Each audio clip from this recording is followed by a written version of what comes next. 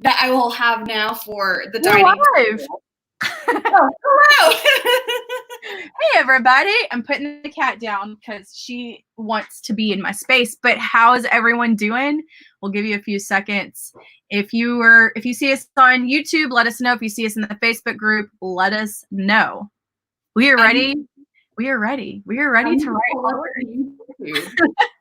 I'm ready to write too. I've been a lazy sack of bones for the last part of today after I did one of the live streams for the Evergreen Writing Oasis, which was a lot of fun. I watched some of the, was it outlining panel?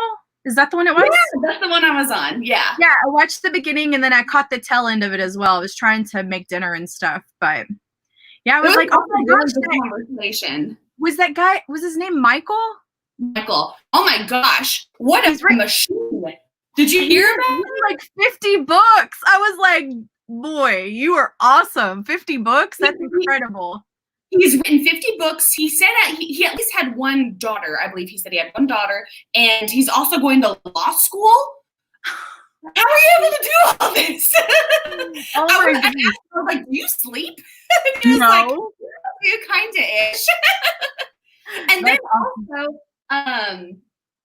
I had asked him because he brought up his busy schedule again with all the stuff he has to juggle. I was like, here's a question. Do you watch TV? In my head, I was like, I bet he does not because he sounds busy as hell. And he's like, I really don't. He was like, I give up a lot of like movies and TV stuff like that. And I was like, that is the secret of how you get anything accomplished. Because I swear TV shows will get you where it takes you away from things, you know? Yeah, I'm the same way. Like still now I don't really watch much TV. I mean, I'll occasionally check the news, but for the most part, like I'm not into any television shows or Netflix binges or anything like that. And when I was working full time, it was like, no, I ain't got time for that. I got to go to work. I got to come home. I got to write. And then I got to go to sleep, rinse and repeat Monday through Friday.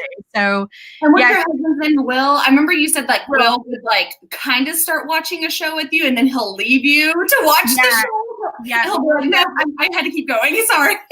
Netflix cheat.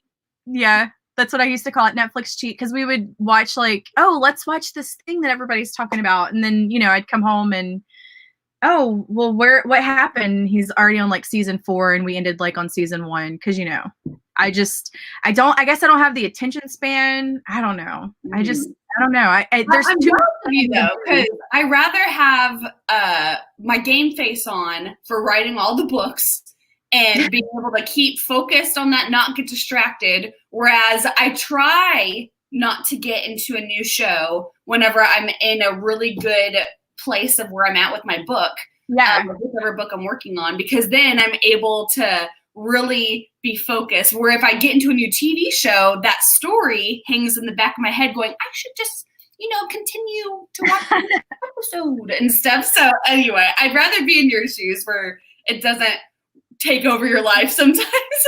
Occasionally though, like in the winter time, I do like to watch Hallmark. But usually when I am doing like tasks that are like kind of mindless, like updating the website or uploading pre-orders or whatever. So I mean, I do catch those. It's a good thing to have on in the background as you're asking. Yeah. People will be like, oh my God, you're up at 3 a.m. like talking about Christmas cookies on Hallmark. And I'm like, of course, guys, come on. I think I need to do this. I need to add the howler real quick. Howler. I always love your howler. It's fun. Anyway, you guys, sorry, we just kind of like started just chatting. I was like going, oh no. I haven't like addressed anyone who's with us. Hello, everybody. Courtney and I were talking about candles before we went live, and that was fun. Candles. Yes, we're both addicted. I just want to say real quick, guys, if for some reason my internet goes out, it does that occasionally. Okay. I will be back. I will always be back no matter what, 100%. I've got a hotspot that I can connect to. So if for some reason y'all lose me or it gets really laggy or whatever the case is, like the Terminator, I'll be back. Good to know. I'll look at the face probably because I always feel like I'll look at the screen and if someone disappears, I'll go, ugh. I like always do the same facial reaction where I'm like, they're gone. Oh my gosh. Well, I'm glad that there's so many people with us at such a late time of day. So woohoo! I'm glad that you all could be here with us today or tonight. I should say tonight. Tonight, yeah, we have, I think it says 95 people watching between Facebook and YouTube. And usually once we get started, more people, like, they come and go, and you know. Yes. We're probably, Sebastian says, how long are we sprinting tonight? We're gonna go till 3 a.m. That's the witching hour. So or 4, depending on how we are. Yeah, and I've already drank a nitro cold brew from Starbucks, and I did get 4 shots of espresso to go as well. So we're ready to do this. And I got my mocha. I got my water. I got my mocha. I'm good. So woot woot. Yes. So if y'all are ready, we can go ahead and get started. I got words to write, and I'm sure y'all do too. And me and Brooke will sit here and talk to y'all for like hours. So how long do you want to go for? 15, 20, 25? Choose your own adventure here, guys. Let me know. You're not because that's just crazy. I personally like 15 is fine with me. Yeah, I like 15 minutes as warm-ups because it kind of gets your head in the game. It gets you warmed up, ready to go. Plus, it gives you time to kind of read through what you wrote yesterday, because that's where I'm at right now. Yes. Okay. Okay. Or we could go something different, like Autumn had suggested 1717. I always like numbers of seconds that are thrown in there that are odd and different. It just makes it fun. Let's do 1717. You got it, Autumn. Do we want to do Forest App? If we do, I'll let you do it. I felt like I feel so bad. Like, I was doing Forest App during sprints for a while, and then because I'd have to do it with my bro timer and then also the Forest App timer, sometimes it just kind of started to be a chore to where I was like, oh, the Forest App, I forgot, because then you have to give everyone the code. Sometimes it was like just a lot of multitasking for me when I'm not a multitasker, to where I was like, you guys can do one if you want. Yeah, we can grow some trees. Last night we got the pumpkin and all sorts of stuff. The pumpkin. I like the pumpkin. Everybody wanted this yellow one last night. So if y'all want to do Forest App, here is the code 55C584R. There you go. I'll give y'all a minute to join. I probably could have added you, Brooke. I didn't even think about it. I saw your name up there. I'll just start adding you when I create the room, so then you don't have to worry about it. Oh, sweetness. Yeah, because I'm in there now. And then I have it as 5C5 4R. Cool. If y'all are not aware of what the Forest App is, it's basically a productivity app that keeps you off your phone while you're writing. If you have it in deep focus mode, it will kill everyone's trees if you exit out of the app. And it's a savage. It will tell everyone that you killed their tree. And then I will unmute myself and call you out. Did it not go? I wonder why it didn't go. I'm going to do it again. For some reason, it didn't go. But yes, I do think that's kind of like sadly mean, but also funny that it does that. One time I was doing a writing sprint and my dad called and I was like, I'm sorry, you guys, I can't do it. I have to answer the phone for my dad. So I killed everyone's tree. Oh my gosh. I know, like, you can turn deep focus mode off, and like if you know that you're waiting for a phone call or whatever the case is, then I would suggest doing that, you know, because like if at any point my dad called me or his place called me, I would be like, all y'all's trees dying. I mean, sorry. Okay, so here it is one last time. I'll give you all about 30 seconds to join, and we're gonna grow this tree right here. Man, this tree just totally speaks fall to me. I know. Oh my God, I love yellow leaves, the acorns. I like it. I just love fall so much. Carol was like, that's too brutal for me. I think she was talking about how the tree would die. Oh, yeah. Yeah. He's going to die. Yep. Here's the code. Thank you so much, Amy, for typing that out. So, okay, cool. So I am go ahead. Oh my gosh, let's talk about wordy sentences. I will start the howler and then I'll go ahead and start the forest app as well. So one's going to end before the other because obviously you can't do 17 minutes. So get your fingers on the keyboard. I will mute myself and we'll see you right here in 17 minutes. So write all the words, guys. Yay, good luck. Yeah.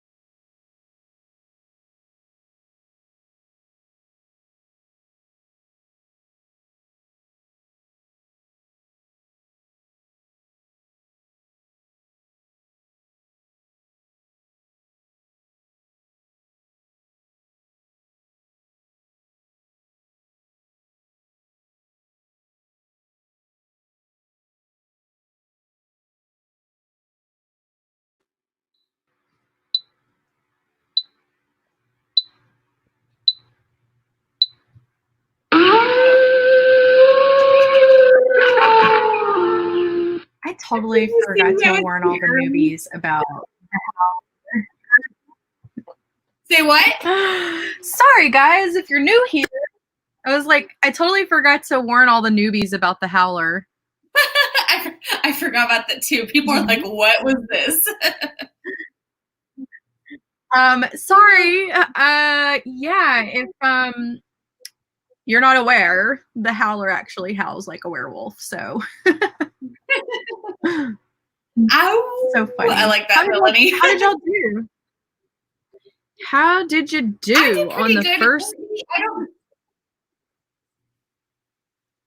Is for anyone else? Is Courtney lagging? You are lagging big time for me. Let me know, because if not, then if I am, then I can connect to my hotspot real quick. Let me know. Yeah, you're maybe. Yeah, you're maybe like 5 or 7 seconds off or something like that. Okay, so you've got the controls, Brooke. I'm gonna connect to my hotspot, so I'll be right back. Tell all the secrets. Trust me. Spill all the tea. Oh yes, I think we did okay with the trees. Okay, good. You guys, I was so close to killing our tree there for a bit. For a hot millisecond, I opened my phone because I just, it's out of our stupid habit of, let me check what's on my phone real quick. And whenever I did that, I saw my little tree guy with everyone else in our group. And I was like, get away, no. So I was scared I was about to kill off the tree there for a second, but we are good. Am I lagging still? Am I good? You are back. You are good now. This thing is like the best thing ever. I have fiber internet, but for some reason when I live stream, it just acts like a fool. So very interesting. Yeah, you're so much better now. Earlier, it was like you were way off, and I was like, I'm talking when you're talking, and I'm trying to get it all together, but it was too hard. So yay! Glad that you got that. Yay! Shalina says, "Don't put her in the fridge, Brooke." I love it when people make a fridge joke. Yeah, I know. We haven't gotten to do that. A fridge joke of whoever is a prisoner in my kitchen right now. We haven't gotten to make that joke in a while. But yeah, how did you do, Courtney, during that time? I felt like I did good. I didn't really count how wordage I did, but I felt really good about it. Let me use my trusty calculator here. I'll click through some of this stuff here so y'all can see how everyone did.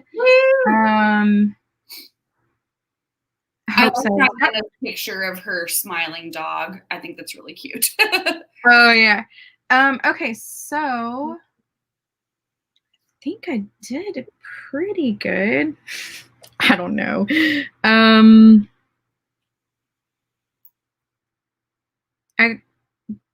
I don't know how I did. It says 218, but I didn't have what I started with written down. I think it was 835 in this chapter. So 200 words. I'll take it. Hey, I'm not mad about it. Yeah, good job. I think I got through something that before the sprint started up, I knew I needed to get through this blockage that I was like, hopefully I will get through that here within the first couple sprints or so. But hey, after the first sprint, I'm like, okay, I'm good now. So woohoo, that works out. Heck yeah. Was it? Hold on, wait. I can tell you how much it was. 419 plus 412. Yeah, I was like 4 words off. So yeah. Okay. It's crazy. Like whenever you're writing in Scrivener, like if you don't write down the words that you have for that actual chapter, like it all just kind of accumulates unless I go up to the top and then look at what it is for the day. But then I wrote after midnight last night, so it won't give me the correct word count. So you got to be prepared, know where you started.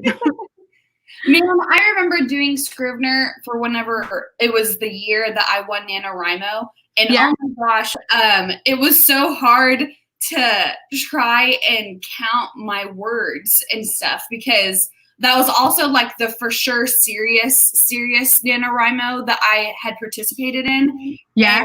And, but yeah, it was just like really hard to do. I was still kind of also a Scrivener newbie too, but yeah, trying to count the words and trying to like do all of everything with learning it and stuff. I was just like, I don't want to do this anymore. I don't like Scrivener. So yeah, I always just prefer Google Docs. Whenever you're in Scrivener, Courtney, do you do single space or double space, or like what's your preferred look of Scrivener? I don't know what it is actually. I think it looks like it's 1.5. I don't think it's double. Okay. Oh, it is 1.5. Mine's 1.5. I just saw it up there. And you have it to where it's like, you have it indented to where it's like a certain spacage. Like, I can't think of what I'm trying to say. I think whenever she uses Scrivener, it's like she had changed it compared to how mine looked, where anytime I had typed into Scrivener, it would take up the full entire page. Okay, so yours takes up the full entire page too. Yeah, this is what mine looks like. So, and then all over here, this is like all the chapters that I'm writing in this book, and then I've got characters, and then I've got like our main outline. Summary is basically like the summary that we write for our agent. I'm going to try to get ahead on that this time because I'm typically like writing it like right before we release, and she's like, hey, are you gonna send me this summary? And I'm like, I guess I need to send I have a question with that. I think I might have asked you in the past, like, how does that work being an indie author, as you and Brooke being indie authors, and you still have an agent? And I know you do stuff with her for like maybe audiobooks or like foreign stuff. And yeah, like so all that types of rights. What she is a sub rights agent for us, but she's also like a full blown agent for other romance authors. But our contract is specifically for sub rights. So we keep, our copyright. We keep all the rights to our audio. We keep all the rights to our ebooks and our paperbacks. And if we want to keep the rights to our audiobooks or foreign or whatever, we have that option to do that. We don't have to give it to her, but sometimes we're like, hey, you can go ahead and shop the audio or the foreign rights for all of these. And foreign, we just tell her to go for it just because, it's kind of hard dealing with foreign publishers. Like, she's a lawyer as well, so she knows the ins and outs of contracts to make sure we're not getting screwed over. Yeah. But we've sold, I don't know, I wish my writing partner was here to tell me, but I think we've sold 6, 7, 8, 9, 10. We've sold 12 audiobooks to Tantor, Dreamscape, Novel Audio, and then we've self-published our audiobooks as well, and we've been translated into German, and I think it's French, might be Italian. I don't know. Germany, isn't Germany like a heavy reading country to where that's why lots of indie authors really, if you're trying to translate your book, you really want to do German? Yeah, German I would say is number one. And then I think it's maybe Italian and then French. Spanish is kind of last. And then there's last. Yes, I would say Spanish is last. Very interesting. Okay. I don't know why that is, honestly, because I feel like more people speak Spanish. Like, there's more Spanish speaking countries, but I don't know. But German is really great. And me and Brooke, number one, we've talked about actually translating our books into German ourselves recently. We talked about that. So that's something that we're going to consider in the future, just because our German books do so well. Yeah. Checkmate, This Is War was translated into German, and I think This Is Love comes out soon. All these German bloggers tag us, and you have to use the translate button on Facebook, and I have no idea what they're saying because it's not always correct. But yeah, it's a cool thing. I think having an agent is it's cool, but after you've got enough experience, you can mostly do all this stuff. Oh. Yeah, you don't need an agent to sell your foreign rights. You don't need an agent to do your audiobooks. We're going back to doing our own audiobooks now, just after the nightmare that we experienced recently. I almost blew a blood vessel. You can ask Brooke. Was this in June as well that happened, or do what? Was that also in June? On top of yes. June was a bad month for me, but yeah. Okay, Brooke is here. She says German and French. Yeah. And she is here. Yeah. I'll tell you guys, when you let me see how I word this. When you if you sign your rights away, you are literally signing your rights away. And if you are very anal, like me and my writing partner are, Brooke Cumberland, about our books and our brand and everything being very specific, it can be extremely frustrating when people take the assets of your cover and just completely destroy it. And we set a very high standard to the things that we do. And I wasn't having it. I mean, I had to pull out that corporate Courtney who's like, no holdbacks. And my agent was like, okay, well, she kind of smacked me down a little bit, but that's just how I feel about it. We're very particular. So, but no, that's awesome. You publishers need to be on our level, because our level is up here and what we got was down here, and that's unacceptable. No, I'm glad that both of you kind of balance each other out, because haven't you said that Brooke is kind of more like, oh, well, I don't want to like step on anyone's toes, and you're like, I'll do it or something. Exactly. She's like, I don't really want to fire people, and I'm like, I'll fire them. You're fired.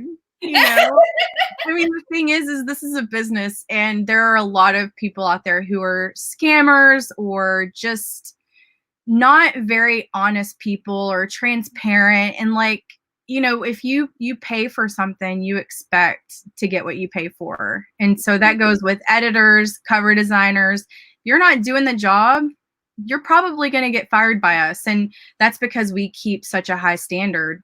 We take it really seriously. When we write, when we edit, all of it's just kind of like, I think most indie authors that are at a professional level, I think that they're as anal as us, but I don't really know. I mean, we go really hard. We go hard in the paint all the time. But, it makes our books better. Makes our books better, makes our brand better, and gives us the opportunity to keep growing. Yeah, for sure. And also, okay, so Brooke had said we call her Candace when she has to be down. You're not supposed to tell people. Funny story. Is that like your corporate persona, Candace? No, so I don't know if I should really tell this story. I'll tell it anyway. It's okay. I just thought that was funny, where she's like, we call her Candace, and you have to do the smackdown. So I'm gonna word it in a way where it doesn't give away everything, but someone that is very important in our literary life kept calling me Candace, and finally, I just broke down and I was like, hey, my name is Courtney, never been called Candace before, but that's funny, And so now the joke is, when I get all like mad or like angry or whatever, like instead of being like a Karen, like Candace comes out. And so we've got this joke now. It's like, oh, don't make me pull Candace out, That's because hilarious. I was called Candace like 2 or 3 times, and finally I was like, okay, like the first time I'll ignore. The second time, I was like, okay, my name is Courtney. Like, come on. And plus, I had made a mistake, and I had accidentally called her the wrong name, and she really put me in my place over it. So I felt it was needed, If you're gonna do this to me, I'm gonna do it right back. Exactly. I'm a Virgo. I never forget. And I was like, hey, remember that time 2.5 years ago when that whole thing reminds me of this episode of Seinfeld. Elaine was at work, and there was someone at work who called her Susie.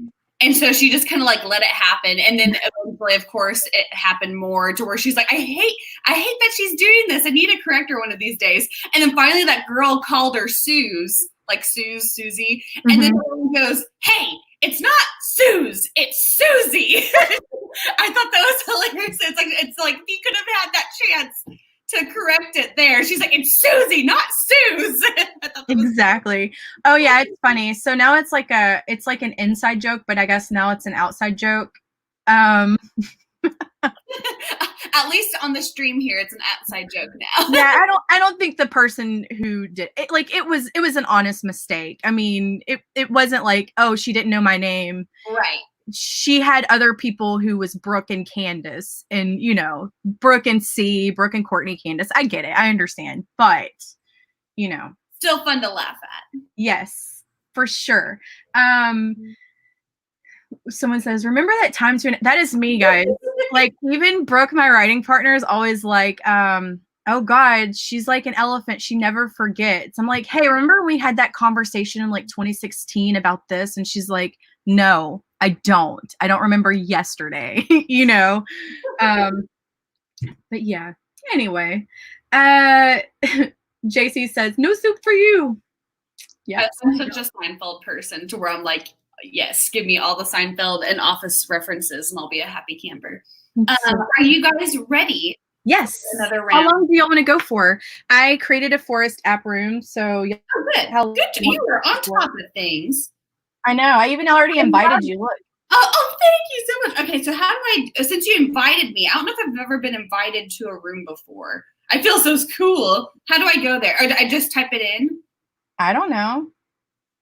Maybe, did it send you a request? How do I know this? You see your 3 dots. I know. I'm like, I want to join now. I guess, do I still type it in, I guess? I suppose. 5, 7, U, M, G, BS. BS. BS. You cannot join this room. Either the room does not exist anymore or I got out of it. Join room. Here, I'm going to hold this. Okay, 5, 7, U, M, G, BS. BS. Okay, I know. Okay, I'm good now. Unless you need us to hold it up for everyone else. Okay. Oh, Amy Lee. How do you say Amy Lee? Is it Corexy?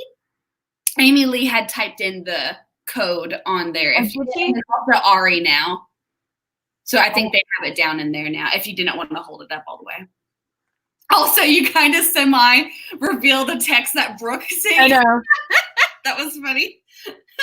I didn't read it. I just saw Brooke Cumberland pop down. Okay, you have to cancel her invite if it didn't pop up. That's why she can't join it now. I was making She's sure calling you out. You wanted private or not. Yeah. I'm so glad, Brooke, number one, you didn't be like, oh yeah, that. Right. You're so annoying, you know? Like, I would have been like, see how mean she is to me? No, she's not. True colors of the Kennedy Fox partnership. Yeah. You get behind the scenes. I'll make sure that I hold my iPad up here so y'all don't see my text messages for now.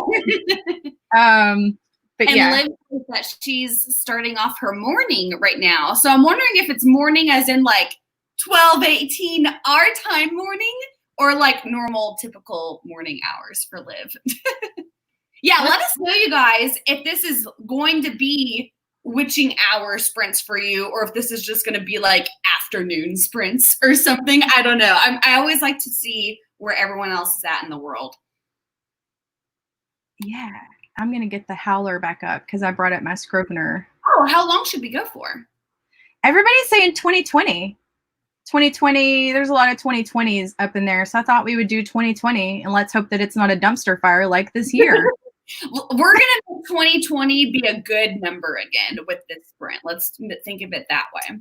Yeah. Kinsey says it's 9:30 where she is. Raphael says 10:18 in Arizona time. Melanie says afternoon for me. 2 a.m. Atlantic Canada, says Amanda Ford. Brittany says 12:18. Liv says this started 6:30 a.m. for me. Okay. Lainey says 3 p.m. Sunday because she's in Australia. Love it. Okay, guys. Well, if y'all are ready to get started, everybody's in the Forest app, I suppose. Let's change the tree so we can have all sorts of different ones. Let's do. I think I had seen, was it Amanda Ford? Amanda Ford, it was like 2:18 for her. So she's near close to getting the witching hour before us. Heck yeah. Tell us if you see any witches on in your window. Ooh. Okay, so by the way, real quick before we get started, I remembered at one point we had funnily suggested that we could do our witching hour sprints like on Halloween night. But yes. But I found out Halloween is on Saturday this year. I know. And I'm just kind of like, see, because, okay, so My brother and my dad, what they'll do every Halloween, which I normally can't do because normally Halloween the next day or after Halloween the next day is a work day for me. But since Saturday it's this, they stay up like all night long. They have lots of like my brother has lots of his guy friends come over who I know all of them for years. But they all watch really scary movies and outside where they have a projector thing. And Oh, that's cool. And so I'm like, yay, I can do that this year because I love doing cool stuff like that. And so I really want to do that this year. So Yeah, dude, totally. I'm totally good with it. I'm too scared of COVID to do anything. So yeah. I'll probably we'll see if trick or treating happens at all this year. It probably won't. I mean, we'll probably cancel it. It might. If I did anything, I would probably just go to my friend's house because he lives in a neighborhood where, you know, they have a lot of fancy mansions and kids trick or treat, and I love passing out candy and stuff. Or, you know, I could just get dressed and live stream, and who knows? Who knows what it would be? My own working hour sprints that time. Exactly. With your vampire blood candles going.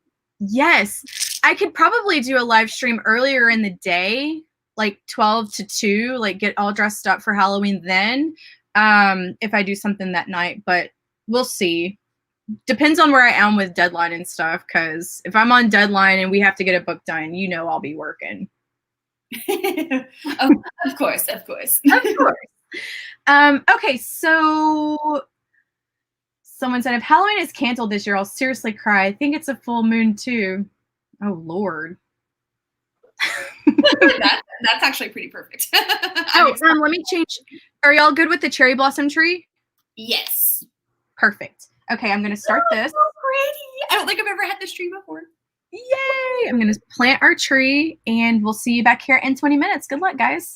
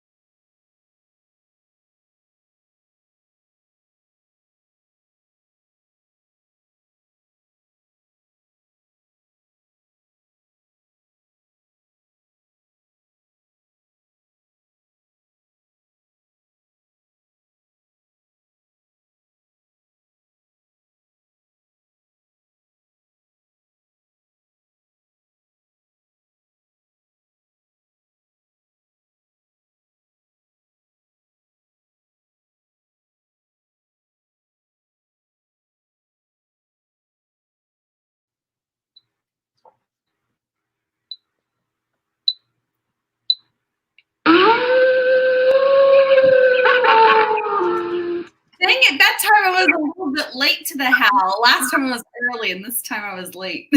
That's okay. Yay! We planted a tree too. How did y'all do? Woo! Love it. Oh no, I'm lagging again. Am I? A tiny bit. We'll see how it goes. I'll let How you about know. now? How about now? Am I lagging now? I think you might be okay. I'll let you know. I think you might be okay now. Okay. How did you do? I don't know. I need to grab my phone and add this baby up. I did pretty good. I got over, let me see. I know I probably did a little over 200. I got 492. Well, you beat me. I did 236. Oh, that's good. 236 is good. Hey, that's more than what I got last time for sure. Like late night sprints for me, I've noticed that like it starts off like small, like 150, 200, 400, 600. And then by the end of the night, I'll have like 900 words written or whatever, like in one like 20-minute sprint. So it's always kind of like a uphill battle the later it gets for some reason. It's so weird. It sounds like you mentally just keep wanting to beat yourself sometimes. Like you just want to keep beating what you had just done and stuff. I guess. And I think also the further I get into a chapter, like the more comfortable I am with where it's going. So then I'm like, oh yeah, I can just go ahead and bust all these words out. But yes. What I'm really excited to write what I'm currently writing right now because it's nighttime and the thing that happens in the book happens at this kind of time of night. Yeah. And it's very magical right now what I'm doing. So I'm like, yay, I'm excited. So yay, lots of people looks like they did good too. Yeah. Lolly did 828 and then Lucy did 884. You guys. I know. And then Irene's face right here, 947. Lane. I'm sorry, Lane. I say Laney. It's Lane. I asked. It's 829, and there's Lucy's. Like, y'all are killing it. I'm always astounded by how awesome people can do whenever they're doing writing sprints. And you might you might redo something because it is it's like it's laggy, and then sometimes your volume will kind of overtake for a second or two. I don't know what else I can do because I'm already on my hotspot. I mean, I can try to change back to my my other Wi-Fi, but it's booty. But it's what? It's booty. I thought that's what you said. I just wanted to double check. It's booty. That means it sucks. Is it a hot piece of booty? And then here's my cat over here. Like, stop. By the way, I love the Kennedy Fox that you got up on your shelf. It's so cute. Oh, and then look at the little cat too. Micromanage me. It's just micromanaging. Oh yeah. So my friend is a painter, and she does door hangers on Facebook. And so she was like, oh, I'm taking custom orders. And I was like, hey, can you do a door hanger for this? And I popped our logo, and like she was like, yeah, sure I can. Well, then I didn't realize that she started it, and she was like, hey, I hope you weren't joking about me making custom door hangers with your book logo, like your Kennedy Fox logo. And I was like, no, I wasn't joking. And she was like, okay. And then she sent me the photos, and I ordered one for me and one for Brooke. And I was like, oh my God. She like absolutely nailed it. It's so perfect. So adorable. She's like, so do you want a bow or do you not want a bow? And I was like, yes, you better put a bow on that baby fox over there. So it's so darling. I love it. I had seen that in your last video, and I was like, oh, that's so perfection. Yeah, Brooke was like, this thing is huge. And I was like, I know, it's bigger than what I thought it was going to be. But I'm happy with it because it really, like, pops in my videos. Yeah, it's very eye-catching and awesome. I love it. It's such a cute logo. You do. Whenever I was, a long time ago, whenever I was trying to like redo my website look and stuff, I really liked how your guys' website looked because it was very simplistic, but then also like detailed and all of the right personality places that you'd want it to be. And like the Kennedy Fox logo, I was like, that's just like the best. It sums up your guys's kind of like little style you got while also playing with the name of Kennedy. Yeah, it's so recognizable too. So like when people see it, they like instantly like they know that it's Kennedy Fox. Like you don't even have to put Kennedy Fox. They see that Fox logo and they're like, oh, we know exactly who that is. So yeah. And I didn't mean simplistic in a bad way. I meant I didn't mean simple. I meant it more like clean and professional. Yeah, while also having some personality here and there. And I knew what you meant. I knew what you meant. I always hate it whenever you're just like, was that probably the bad choice of word that it probably could have said something different or whatever? It's well organized and it is like simplistic and like sometimes author websites are very cluttered and so you can't find the information that you're looking for. And with the Kennedy Fox website, like, you know, we've got our shop and we've got our books and we've got our biography and how you can contact us and like all those things. So yeah.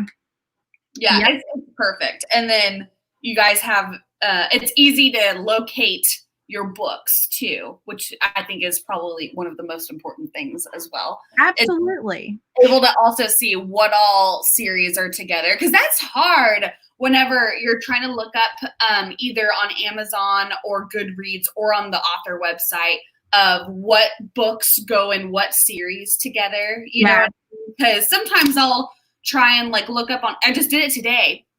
I'll try looking up on Amazon a series, and there's so many in the series to where I'm like, well, which one came first? Where do I start? And sometimes it's hard to finally locate that first one you need to start with and stuff. So you have Yeah, and sometimes authors, they will not link their books together on a series on Amazon. So it's like purposefully, like they purposely don't do it because it's a way to get readers hooked without them knowing that they need to read 10 books. Yeah. And so, you know, it was actually Brooke's idea to make the series pages the way that it is, because what we did beforehand was I just created a page for every book and like you had to drop down. But if you're linking directly to that book, like on Facebook or whatever, then it's hard to see what comes next without going up and navigating. So she was like, we have too many books. We're going to run out of space. I'm just making these all series pages. So that's her idea and it worked really well. So yeah. Good. Because that was one of the things that kind of was the oof thing, right? On June was something like the website had like a weird crash thing. Oh, our website crashed and it was down for like 4 days. And I just wanted to like punch GoDaddy in the face and everybody. And so like I call GoDaddy because I talk to their support a lot and I tell them, I'm like, it's a joke in my household that you're my boyfriend because I call you so much about issues with servers and websites and all this stuff. And so it's just like, I figured it out though. WooCommerce, guys. When you update your websites. I'm about to say something really stupid. So you said that you call GoDaddy your boyfriend? Uh-huh. In my head, I was like, does she call her boyfriend daddy? Yeah, exactly. And I posted that on Facebook and everybody kept posting like daddy gifts and stuff. And I'm like, y'all, like romance readers and authors, you can't say the word daddy around them or they're just like, ooh, daddy, calling, you know, so. Kennedy Fox is doing this now with their books. So. Exactly. But yeah, it was a learning experience because I've been designing websites for so long that it was a learning experience. Eventually, I'm going to do like a class to teach authors how to build websites because I feel like it's something that a lot of people can do themselves and not pay $3,000 for. But yeah, even still today, I've been doing it for like 20 years and I still learn new stuff. So yeah, because I feel like I've had Wix long enough, and I'm also wanting to revamp my site again. I swear, I go through several months of where I'm fine with it, and then I'll come back to my site going, I want to rehaul it again. Why not? So that's where I'm at right now with my mood on my site. But I feel like I've known Wix a pretty good amount to where I know how to get it, like the initial setup to look the way I want it to, but it's whenever I'll start publishing stuff of how I want it, like how, like I was saying, how your books are easy to find and locate and stuff. I'm sure that's hellish to try and have everything be very easy for people to find and read and look at stuff, while also trying to make it to where you're also adding in all of the cart stuff for whenever they're going to buy the book as well and stuff. So yeah.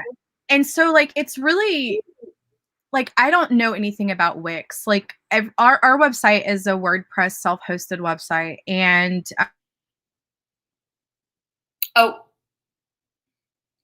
Courtney, come back to us, Courtney. No, am I back? Did I go? Am I here?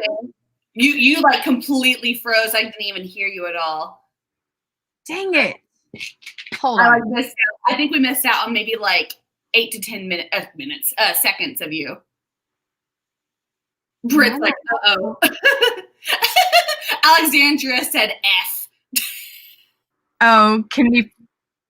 Anyway, so we use WordPress self-hosted and we use WooCommerce, and you know, your website, when you only have one book, you know, it's like, oh, well, I only have one book. Like, this is really easy to manage, but you have to realize that it's always evolving. And the more you publish, like the larger your website is going to become. And so, I mean, now we've got 25 books. So it's like, you have to find ways to continue to grow your website.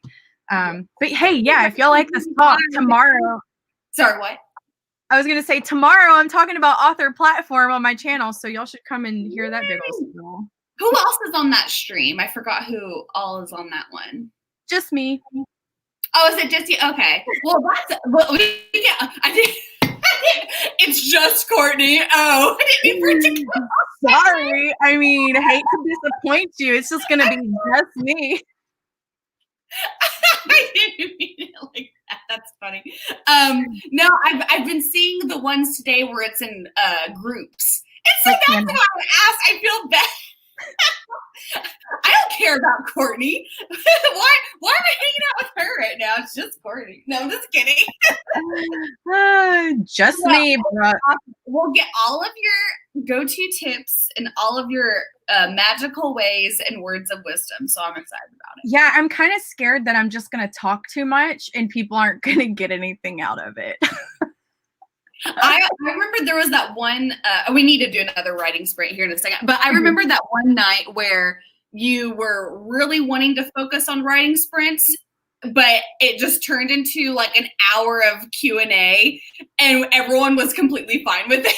I know. They were like, can I ask this question? Just one question. I'm like, okay, let's do this. I was like, I need to just do a live Q&A. And because I think we were just kind of like, we could just keep doing this the rest of the time. And so that's what it ended up being, because people were like, yeah, I have more questions I could ask. So that was a funny night. Exactly. And so what I'm going to do tomorrow is I'm going to chat for like 35 minutes, and then I'm going to open the last half of it for everyone to ask me questions. Here is the room if y'all want to join. 4FW397T. But yeah, I think it's going to be good. I realized after watching other people's that I've gone like type A and I have like a PowerPoint and stuff. And so I'm kind of concerned that I just went a little overboard. But we'll see, I guess. No, I think people will appreciate your overboardness. So I think that's a very welcomed thing that you have there. Oh yeah, I saw myself on there. Yeah.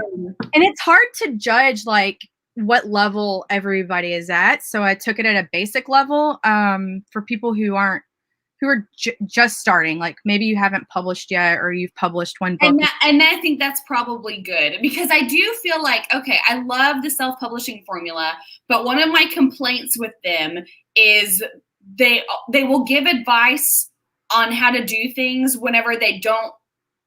In my opinion, I feel like they need to do more beginning advice. Yeah. They're more like, once you're already like at a really good medium level, of getting already at that stage of publishing. You know what I mean? Yeah, you become out of touch with the beginner level stuff because you've been doing it for so long that it's hard to put yourself back into that position.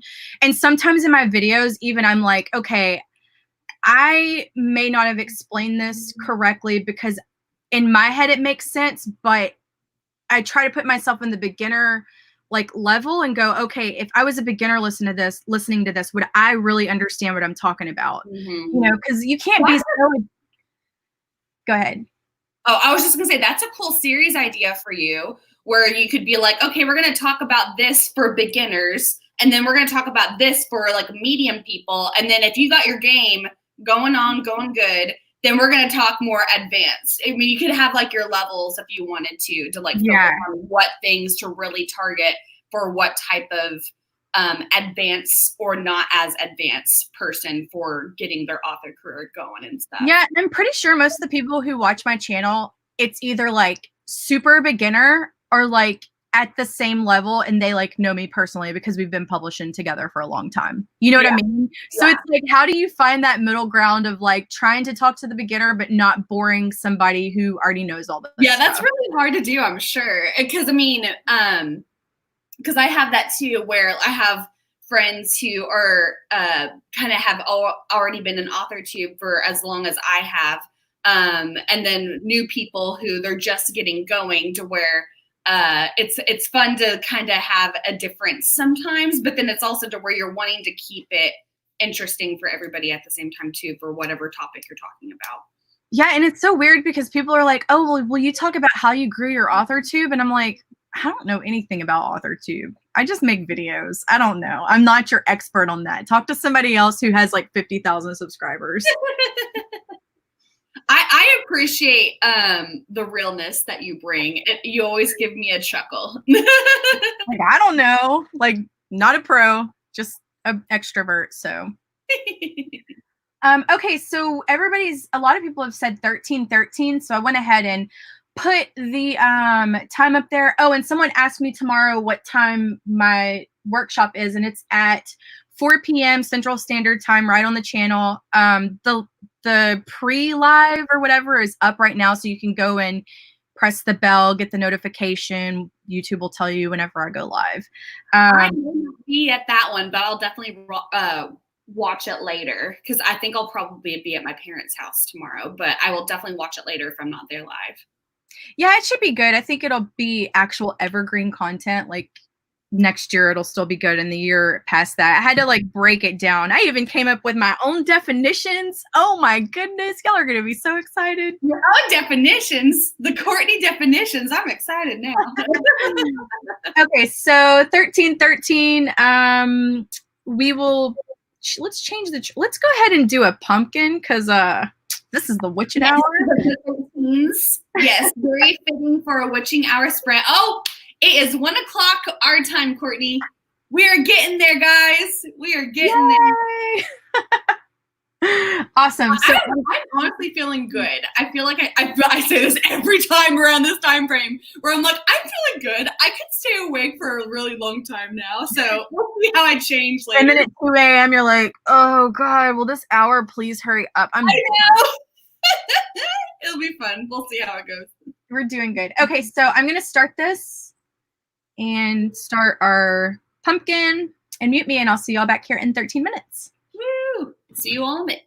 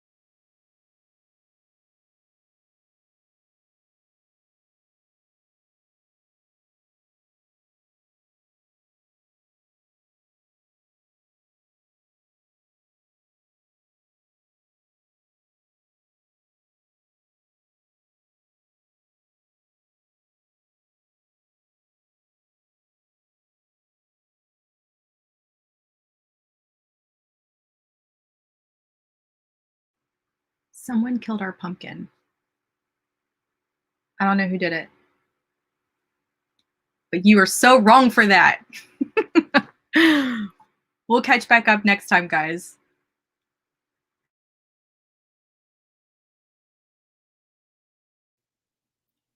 Wait, what's up? Oh, did it die? Oh, it died. Okay. I was so confused.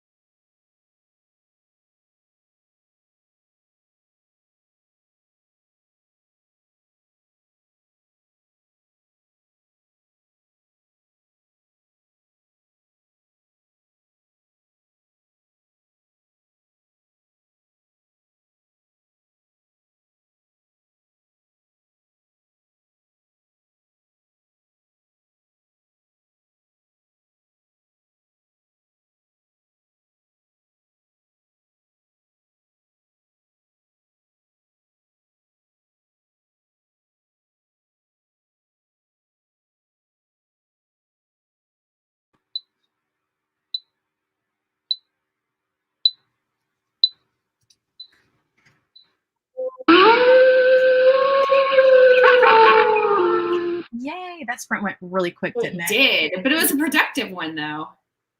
Yeah, like I was like, whoa, we're already at like 10 seconds. That's crazy. Oh, I have to sneeze. But yeah, excuse me. Goodness. Okay. Thank you. Okay, so let me see what all I did. Me too. I need to add it up.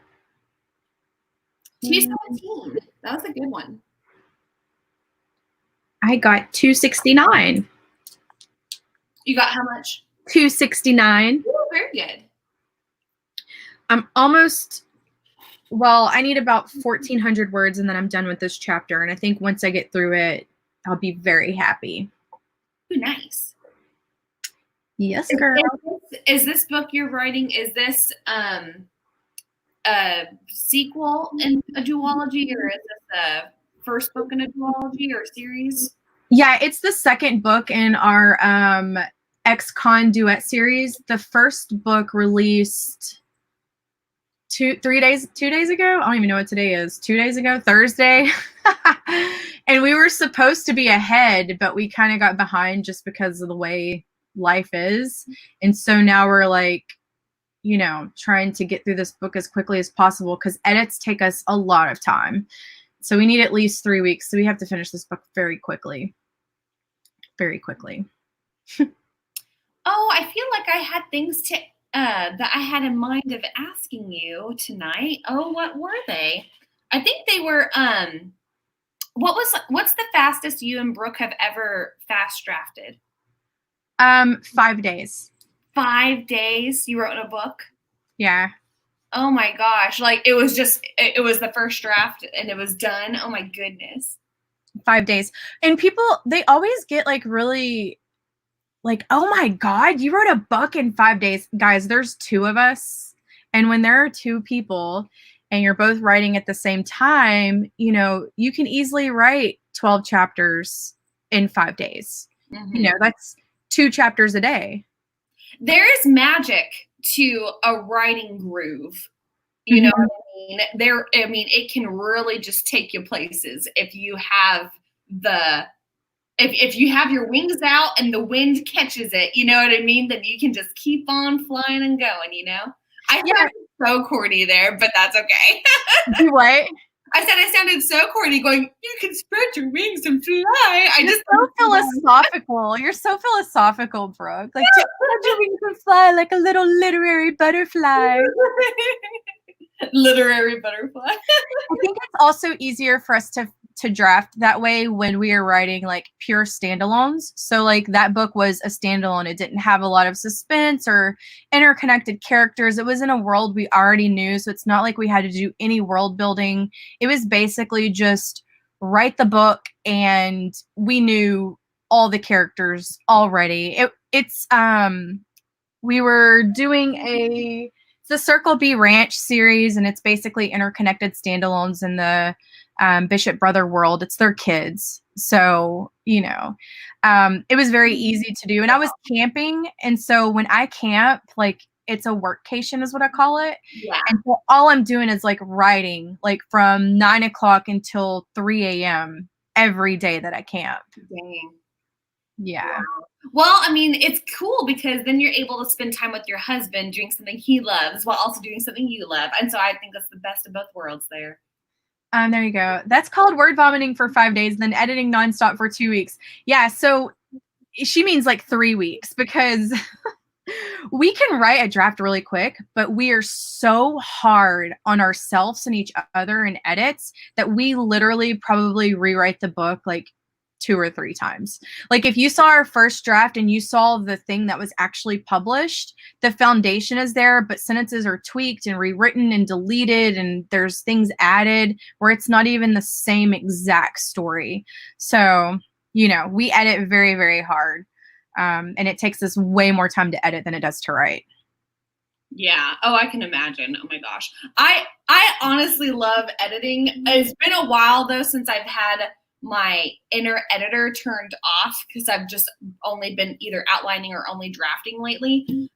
So I used to be like such a fan of editing, but now it makes me wonder now that I've had that flipped off, that whenever it's time to flip it back on, will I be saying these same things? Because now I've kind of like changed kind of focus for a long shift of time, you know? Yeah. So we'll see. Because I used to be kidding around with people when they say, oh, I'm in editing hell. I'm like, oh, you mean editing heaven or something? Because I love editing. But now it's like, okay, I wonder like how I'll feel whenever I revisit all this and stuff. I always call it editing hell because it is literal hell for me. Like, I enjoy the writing process more than I do editing, but editing is where a lot of the magic happens. Like, I could probably write by myself a full-length book in 2 weeks, but it would take me like 6 weeks to edit it and rewrite it. That's why my rewrites and stuff for my backlist are taking so long, because I literally hate editing. But it's a necessary evil, and I'm trying to learn to love it. But over the last 6.5 years, you roll your eyes. I'm trying to learn to love it. I've even gotten Brooke, my writing partner, even she's like, editing hell, just kill me, you know, because it's nonstop. Literally, this book we edited for like an entire month. This last one that released for probably a month straight, and like just edit over and over. And we eventually have to let it go. Like, it's never completely done. We're just like at a point where we're like, okay, we could tweak this thing to death. We could constantly edit it, but at some point, like, release comes and you're like, okay, I really have to stop now. If I just keep tweaking this, it'll never release. So, you know, sometimes you got to let your babies go. Got to put them out there in the world. And the things that bother us, a typical reader wouldn't even notice. Right, exactly. You know, but you guys are just trained to go, oh, I wish I could go ahead and clean this up, but. Yeah, this is Brooke. I'll clean my whole damn house before I sit down to edit. That's what we call editing procrastination. And she literally did that. She's like, oh, how far are you? And I was like, well, I'm gonna finish it tonight. And she's like, dang it, I just literally like cleaned my entire like living room. Every dish in my house is clean. I've mopped my floors. Every room is vacuumed. I've done every single piece of laundry. And I'm like, girl, you don't even need a maid. If that doesn't work out for you, you've got tons of practice. So, but yeah. So funny. I love that. That's whenever it's desperate times, whenever if I clean before I sit down to write, because most of the time I'm not a clean person. I'll notice it too, because I'll procrastinate too. I'm like, oh, but you know, I really need to go and organize that mail. And I'm like, the mail sat there for like 2 weeks that I haven't even opened or done anything with. And I'm like, oh, I think I need to go ahead and go through all that mail and stuff. And, you know, I really need to just be editing, because that doesn't matter. I will find the weirdest things.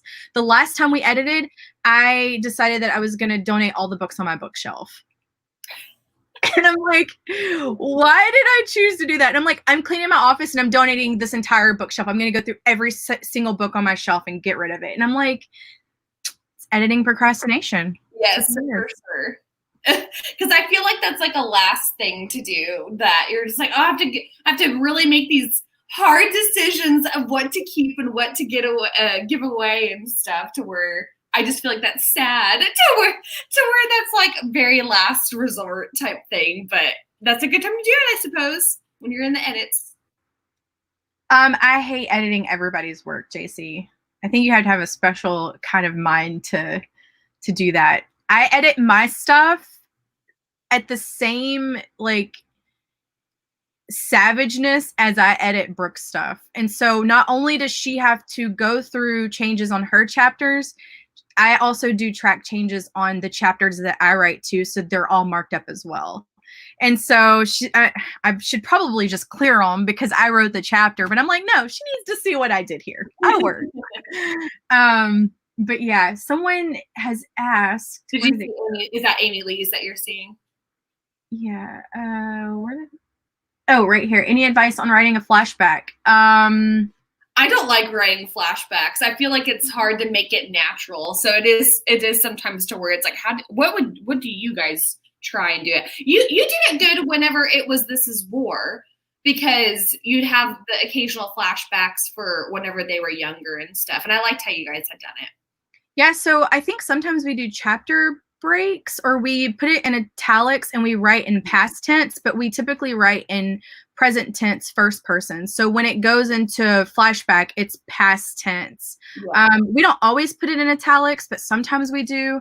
And I feel like whenever you went back, you would do it where it was like the beginning of a chapter, to where it was kind of like a good time to change it up a little bit type thing. And we'll do that too, where it's like 8 months previous, 8 months beforehand, or like 10 years beforehand, or 12 years later, or whatever. And so I know that we have a book where we jump back and forth, but it's like full chapters. But we do it in between, but we don't have like a whole lot of flashbacks. But yeah, we write in first person, present tense, and then when we do flashbacks, it's usually first person, past tense. Sometimes we'll italicize, sometimes we won't. Brooke, number one, you'll have to tell me, because my brain is like fried. I can't remember. I think we've done it several different ways.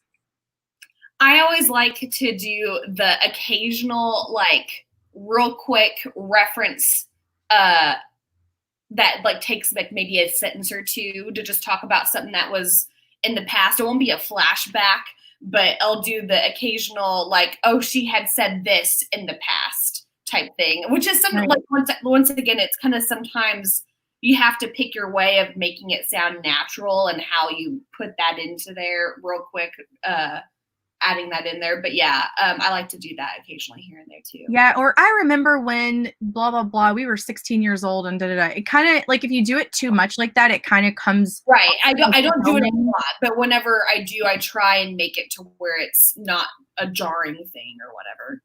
True.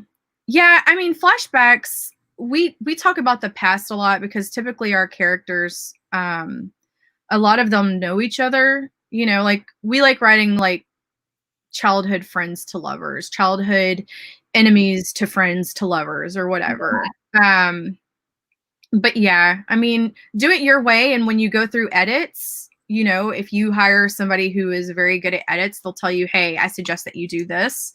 Italicize them, just so you have them marked. But it kind of depends on how large the flashback is. If it's just like a little small paragraph, then I would just reference something, you know. Yeah. Someone said, how many edits do you do per book? I would literally probably say like 20,000. If we were tracking changes. I'm not even kidding. Like, because I go through it and I mark it up pretty heavily, and then Brooke goes behind me and she marks it up pretty heavily. And then I go behind her and remark up what she does. And then she goes behind me and remarks up what I do. And we just do that over and over until we have no more changes in a chapter. And so it's very time consuming, but like I said, it's a necessary evil. Oh yeah. Oh goodness. I can't imagine like how like detailed you guys will have to try and be, and in the timeline that you guys are always putting books out. Oh yeah, and Brooke will like post pictures and she'll put them in our Kennedy Fox books group, and she's like, "Oh, I hate edits," and it's like all these markups that I've done. I hate them too. I hate them too. But are you guys ready for another sprint? Someone said 27, and I'm good with going a little bit longer because we did 2 short ones. Sounds awesome. So let's do that. I will. Ooh, I'm going to do that. Amy Lee is like, you should shut down the lights. I had thought about that, Amy Lee, of doing something along those lines. Okay. Let's see.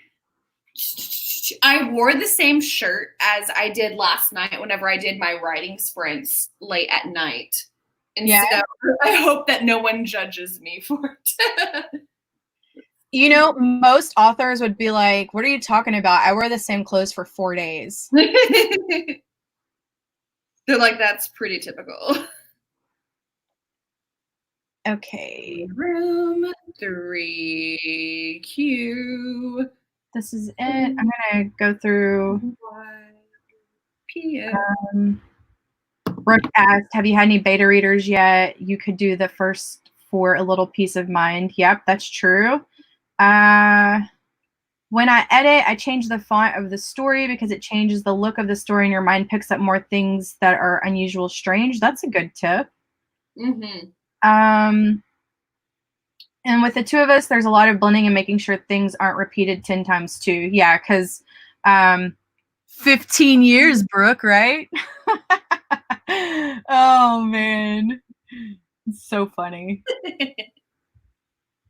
Mr. Freelance Writer, I do not have plans to live sprint tomorrow. I'll probably just write on my own because I'll be going live tomorrow on the channel. So I'll probably just do my own thing. Let's see real quick. Brooke. And she says, I totally wear my leggings for 3 days. I ain't got time for that laundry. Unless it's an editing deadline, and then every piece of clothing in her entire house is clean, folded, and put up inside where it goes. So don't listen to her. Okay. You so, really know her ways. Exactly. Okay, so guys, just so you know, if you wanted to join the room and for some reason you have like people calling you or text messages that you have to answer, you can turn off deep focus mode and then it won't kill everybody's trees. It's a workaround. You just press the fire up top, this flame up top up there. If you press that, then it'll do this and you can turn that deep focus mode off. And so when you leave the app, it won't kill everybody's. It's not a big deal if you do. We're just giving you a hard time. Yeah, if we give you a hard time, it's all in like good fun type. It's really not that serious. It's really not. But yeah, if you have things, because I'll tell you, like, if my dad is in a hospice care place right now, and if they call me, I don't care about the sprint. My dad comes first, so family first always. I wasn't trying to give y'all a hard time or anything. Okay, so anyway, let me shut up. Talk too much. Let's press start here. I'll start our pumpkin and write all the words, guys. Let's get 1,000 this time. 27 minutes. I'm excited. I like the long ones. And I'm in a good space right now of where I'm at on my book. So I'm like, yes, give it. Okay. Oh, it's going. Oh, okay. Bye.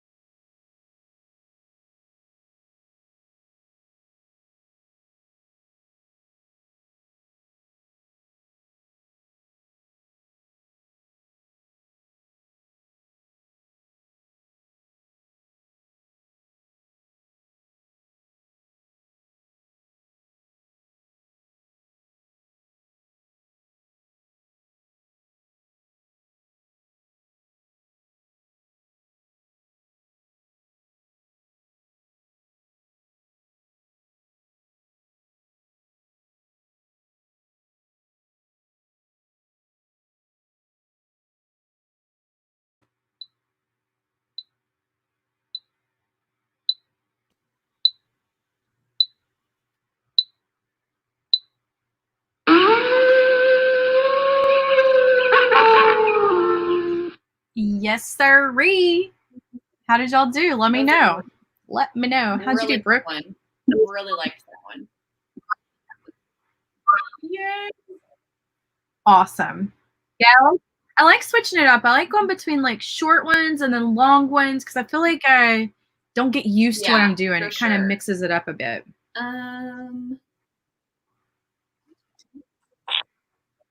I got 703. Very, very good. Still on the same chapter. I think this next one I will actually finish this chapter, which will be great. Oh, and we hit 2 o'clock. It's 2 a.m. 2 a.m. right now. It doesn't. I feel still good. Still feeling good. Okay, still feeling good. I love 405. It. Oh, good job. Is that your best one tonight? Yeah. How you did? You did really good that one. I did 703. Yeah, I'm at this very like really fun part of the chapter, and like, you know, it's like a fight scene kind of. It's like a what? So it's a fight scene. Oh, okay. So, you know, there's like lots of drama and back and forth, and so, and yay, Amy, I'm so happy that you finished your flashback scene. That's awesome. Oh, Irene, girl, 15, 18, you were killing it. Dang. Winning. Love it. Whenever I see a number like that, I just picture Bruce Almighty when he's just like going crazy on the keyboard. Exactly. So funny. I did 2 character profiles, 720 here. Working on a website. Hey, that's cool. Websites are important too. Liv says it's. What'd you say? Uh-oh, you froze. Courtney. God. Are you there? Are you there? I always come back. Always come back. Do you ever hear me say, Courtney, where are you? Yeah, I heard that. You're like, uh-oh, this is what Brooke does when she has control. She's like, ah. 2105, Samantha, are you freaking kidding me? Are you dictating right now, or did you type that? I need to know. Dang. Insanity. That is insanity. I've done that once before. I wrote 2,000 words in 30 minutes, and I thought I was like losing my mind. I was like, how did I do this? I've never done this in my life. It was so weird. That's whenever the bionic woman had taken over. Exactly. Y'all did awesome. Dang, all these people over 1,000 words. But you know, anything is better than 0. Even if you get 14 words, as Nikki said, it's better than nothing. Because all those little words add up. E. Southworth says 107. Awesome. So how long do y'all want to go this next time? Samantha, yay, congratulations for finishing your 10K. Don't forget to fill out the form. Was that today? It was today, yes. Okay. It was today. How did you do? I didn't really participate. I'm so bad. Hey, you're totally fine. You're participating now, even though it's went into the next day. I still feel like whenever it's these hours of the morning, it's like I still kind of consider it the same day and the same day as previous, you know? So, I mean, it still works. Yeah, I always tell people, I'm like, you know, until I go to sleep, it's still the same day. I mean, I know what the time says, but if I'm still awake, I'm still living that same day. So, So funny. Yeah, I think I probably got about 4,000 words for the day, which is good. But I know that I wasn't going to be able to participate in the Write 10K because when I first start a book, it's hard for me to like get in the mindset to be like, I'm writing 10,000 words today because I don't want to force it at the beginning. But right. I think my goal is to have my chapters written by the what day is that? The 27th, 26th. So my goal is to be done writing this book by next Sunday And so I imagine on Saturday the 25th, I'll probably do a 10K day. Yeah. If I have that much to write. I mean, I may just kill it all week long and not have that much to write. But we'll see. Everybody's saying, well, some people are saying long sprints this next upcoming 15, one. 30, 13. I feel like whenever my outline's done, then I'm going to try for a 10K day. Yeah. Try to really focus in to see if I can attempt fast drafting it real fast and stuff. I just want to have it to where at least my outline is done. That way I have my game plan for pretty much everything. I'd like to try and have my game plan for everything. So that way, whenever I'm fast drafting it, I won't have any stalls or anything really as much. Yeah, and so that's another reason why we can write so fast is because we spend well, it's typically about 12 hours we spend talking on the phone to do our entire outline. Right. So, I mean, you guys, like, if you do an outline, you do it like an all-day affair or another day after that too, where it's just like that is all you do. Yeah, that's all we do. So we know, like, point by point what's going to happen. And I know that during y'all's outline thing today, people were like, oh, well, I feel like it blocks me in when I outline. And I used to feel exactly the same way, but now it's like you can still kind of discovery write when you have an outline as long as your key bullet points are hit. So you still get that fun kind of, oh, well, I'm going to add this in here because I just thought of it, you know. But for the most part, we stick to our outline like religiously. We do not bust out of it. And if we do, you know, if Brooke decides she wants to knock somebody up because she randomly does that, she'll let me know and be like, hey, by the way, she's pregnant now. What? By 6 months or something like that. I'm always like, no, wait till the epilogue. And she's like, nope, she got pregnant that night. Sorry. They made love real good that time. Exactly. I'm like, okay, well, but yeah, it's fun. We still throw each other curveballs and add things. And I'm like, ooh, I can't wait until she reads this epilogue. Cause it was like one of our books. I can't remember which one it was. It was like the epilogue and it said wedding scene. And that's all it said was write wedding here. And so for the first time, I knocked the lead character up in the epilogue. And she was like, what? You made her pregnant? And I was like, haha, one for me. Was there ever a time of where, and this goes for you too, Brooke, was there ever a time of where you were really like the most nervous or / scared because you were like, I really don't think she will expect this at all, and I'm scared of like what she'll think or something with what new direction you had gone in for a chapter or something? I mean, for the most part, we follow the outline like to a T where you don't have like major surprises, but there are sometimes when we're writing the end of a book and she's got like the last 2 chapters or whatever the case is. And she's like, I changed the ending. So surprise, you know, and it's like, oh my God.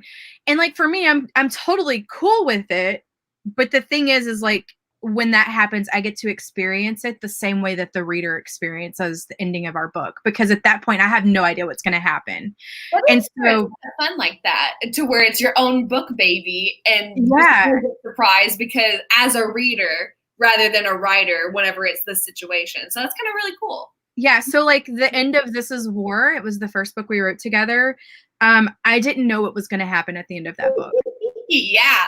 And so when I read the ending, I was like, are you freaking kidding me? What happens now? And she's like, well, we have to plot it. And I'm like, you wrote this ending and you don't know what's going to happen. She's like, well, I kind of know what's going to happen, you know? And I was like, oh my God. Like, I just wanted to throw my computer across the room when I read that ending. But I think I messaged you and was like, Courtney, oh my gosh.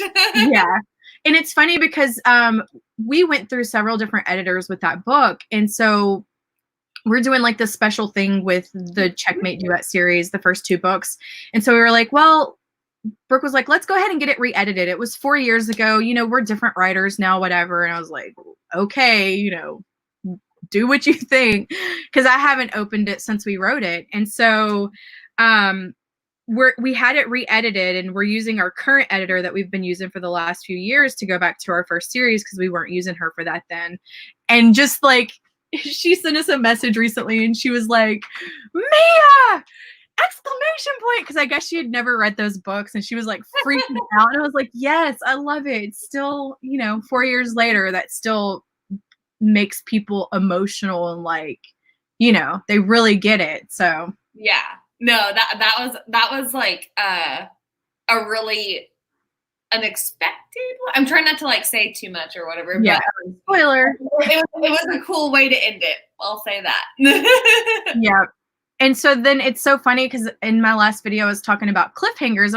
I said something, I was like, I should probably do a video about cliffhangers. And Bethany was like, you should totally do a video about cliffhangers. She's like, because I do not read romance. And I picked up Baby Mine, which is our previous duet series that we just finished. And she was like, that cliffhanger, like, I bought the next one because I had to know what happened. And I'm like, well, we still got it. It's so funny. Yeah. Okay. I'm sorry. Someone says, I have a question for you guys. Ever so often my punctuation on the keyboard switches over to E. What causes this? I have no idea. That's weird. Yeah, I don't know. Okay, so a lot of people said 30, and then a lot of people said 17. So that's a difference. What is 30 between? I like 1907. 1907. Okay, let's do that one. 1907. I'm afraid if we do a 31 now that we're like really deep into the morning hours, I'm worried that if some people might fall asleep at their keyboard. Right. That way, that's still a kind of ish longer one, but still shorter ish, if that makes any sense. Yeah, because we'll do this front. We'll probably chat another 10 minutes in between it, and then we'll do another one, and then we'll do a little bit longer than 19 the next round. I was kind of feeling like I wanted to do a little bit shorter because the last one was 27. But that's go ahead. I'm sorry.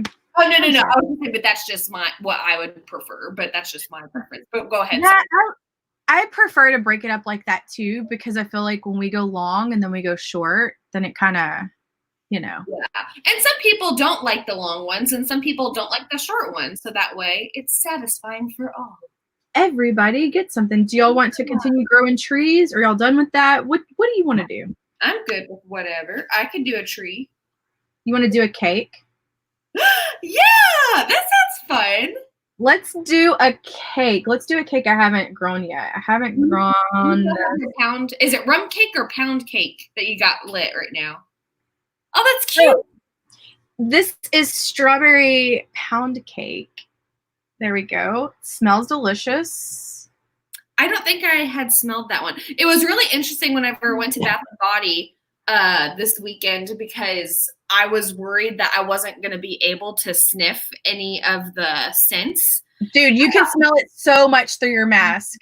Yeah, I was actually shocked. I mean, I still kind of sometimes lifted it up barely just to see if I had to smell it a little bit closer. But yeah, there's lots of them where I felt like I didn't even really need to do anything with the mask, because you could smell it perfectly anyway. Yeah. I really love that cake. That's so cute with the strawberries and everything. Yay! There it is. Don't start that. I'm sorry. We'll grow it for 15 minutes, guys, just because you can't do 19. You have to do 5-minute increments. Right. Okay, so everybody good? Thank you, Amy. I appreciate it. There we go. That's the room code. Also, it was weird, real quick, this is just a random thing.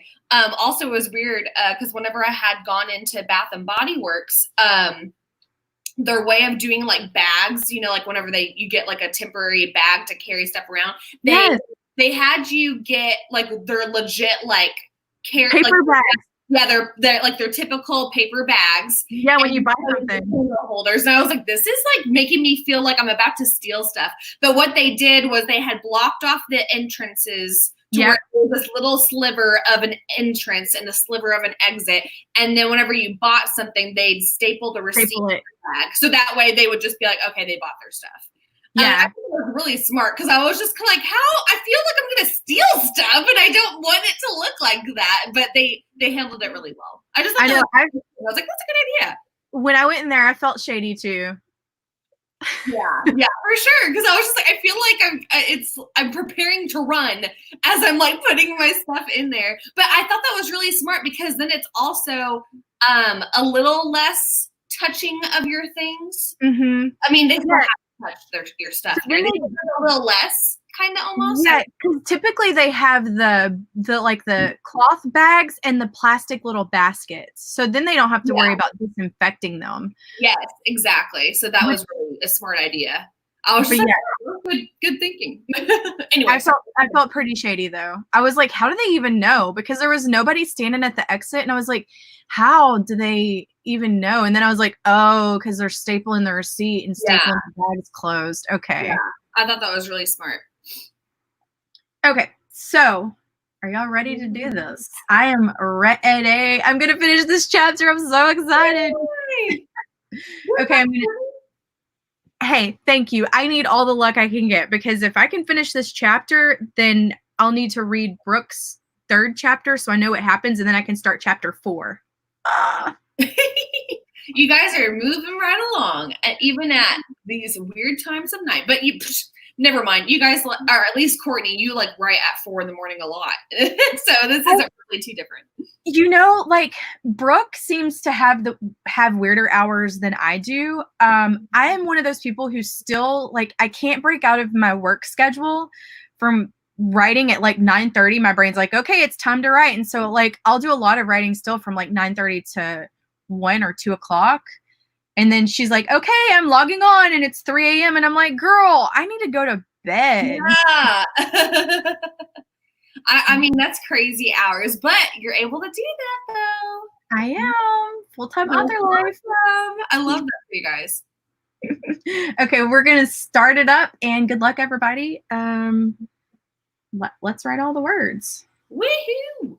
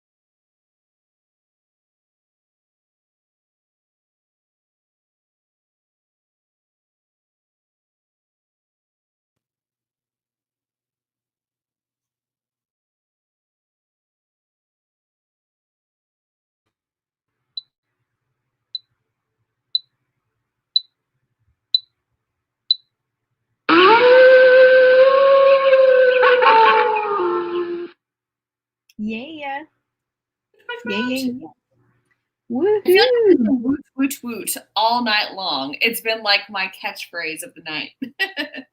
Woot, woot, woot. I know. I say it all the time. I'm a woohooer. Woohoo! Let's see how we all did here. That was a good one. I felt like I could have done better, but wow, I got exactly 400 words. Even. Even. It's so weird when that happens. Let's see. I did really good this sprint. Okay, hold on. Go back down. Okay, I think I'm right here.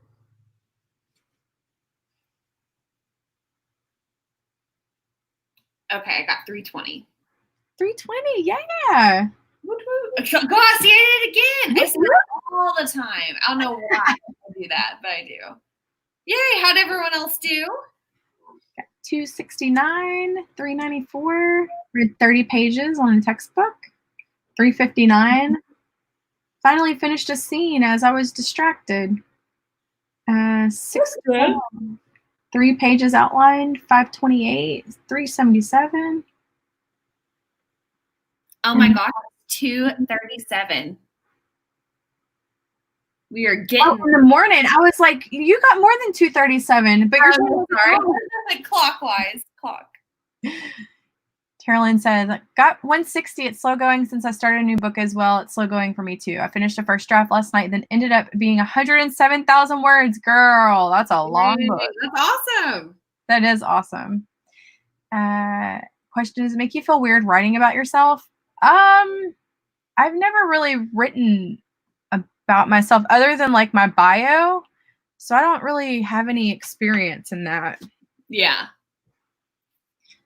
That's why I was never able to keep like a diary or a journal while I was growing up, because I had to talk about myself in that, like of the day's events or how I was feeling. And it's like, I don't want to talk about me.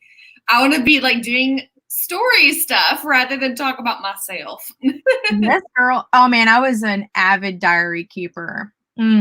Like there was this thing, I'm going to date myself a little bit, but it was called opendiary.com. And back in the AOL days, and I would write in that thing every day. And I had code names for people. And then I realized that my brother was reading it every day. After like a year and a half of me keeping this diary, he was reading it every day. Like he was into it. And then after I found out, I like printed every page, which I still have, and deleted it. You're like, no, you can't read this anymore. It's so funny. I still bring it out time to time, and I'm like, man, I was such an emo kid. Yeah, because it was probably like, how old do you think you were whenever you had written into that? Oh, I was probably 15. It was like 97. Wait, 98. I don't know, girl. Let's pull it out. Where is it? Where did it go?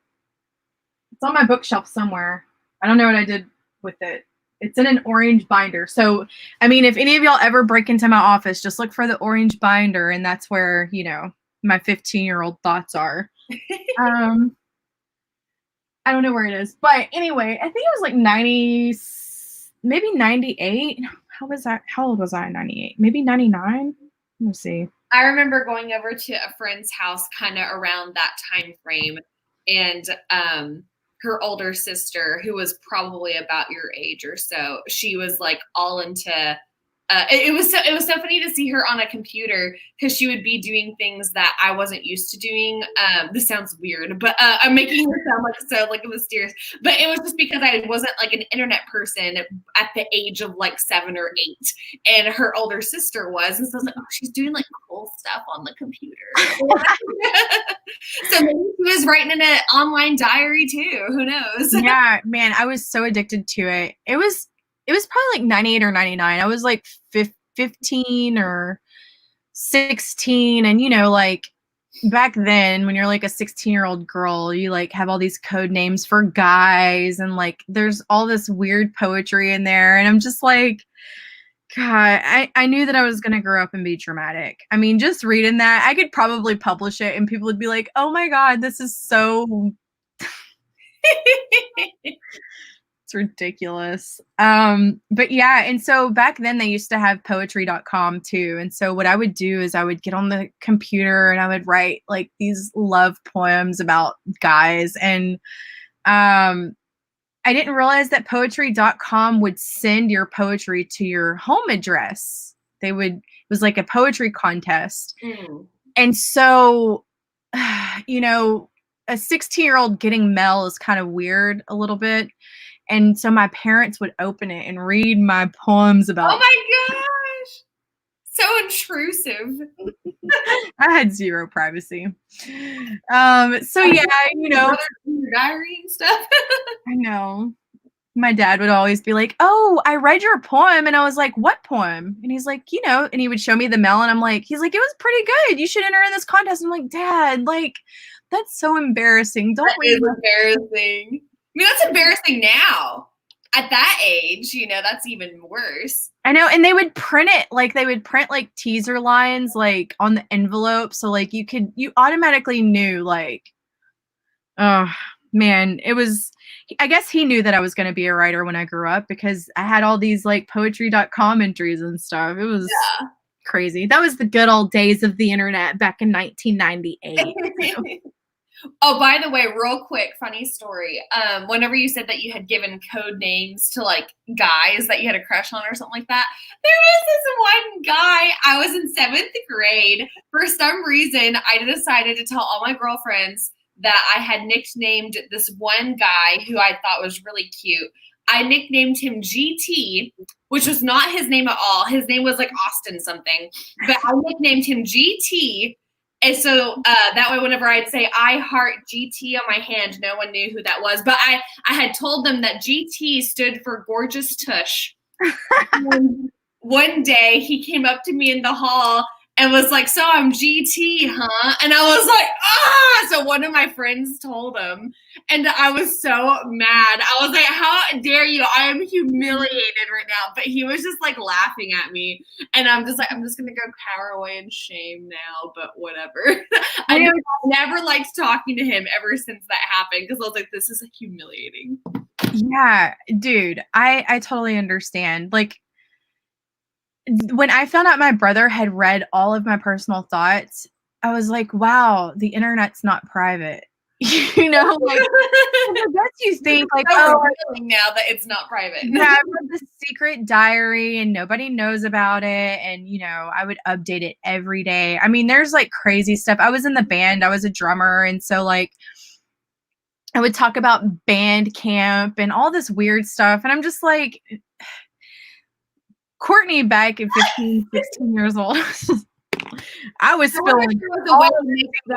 I wonder if there was a way to make your diary entries private, but you just didn't know how to do it or something like that. I could have, but like, I just felt like at that point, like it was no longer like my own. And so I just printed it all on paper. It's like 500 pages and yeah, I printed it and have it in a binder, and I've kept that binder for almost 20 years now. So I am not that sentimental. I throw stuff away that is that long gone old. Randomly, I'll flip through it, and I'm like, oh, I have no idea who I was talking about, but that's sweet. I had code names for like these 3 mean girls. We'd call them the Spice Girls. I mean, so that was if you like said, "I hate the Spice Girls," then no one knew that's who you were talking about. That's actually a funny idea. Yeah, it's so crazy. But anyway, that's why I wanted to, you know, write young adult, because I was like, I know how I was when I was 15 and 16. I've got the diary entries. People were like, I was 10 in 1998. Thanks, Carolyn.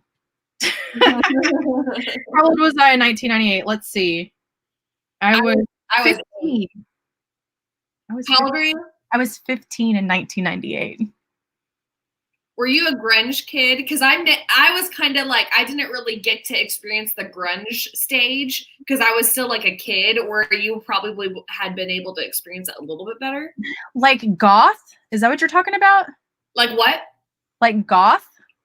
Kind of like Nirvana stuff, like that type, like just kind of more grunge 90s. I feel like it was like an early 90s thing, I guess. Yeah, no, I think I was too young for like Nirvana, but like there was this season when I was a teenager where everyone wore really, really baggy clothes and there were chains on everything, and it was like a total goth stage that a lot of people went through. I never did. Like I was always the t-shirt and like pants type of girl, you know, but yeah, there was the goth stage and all of that. But yeah, the 90s, early 2000s. The 90s are fun, man. I like how everyone's saying their ages now. Like the real Slim Satan said, I was -2 years old. Oh, wow. I know. Like there was this one girl that I worked with in my old job.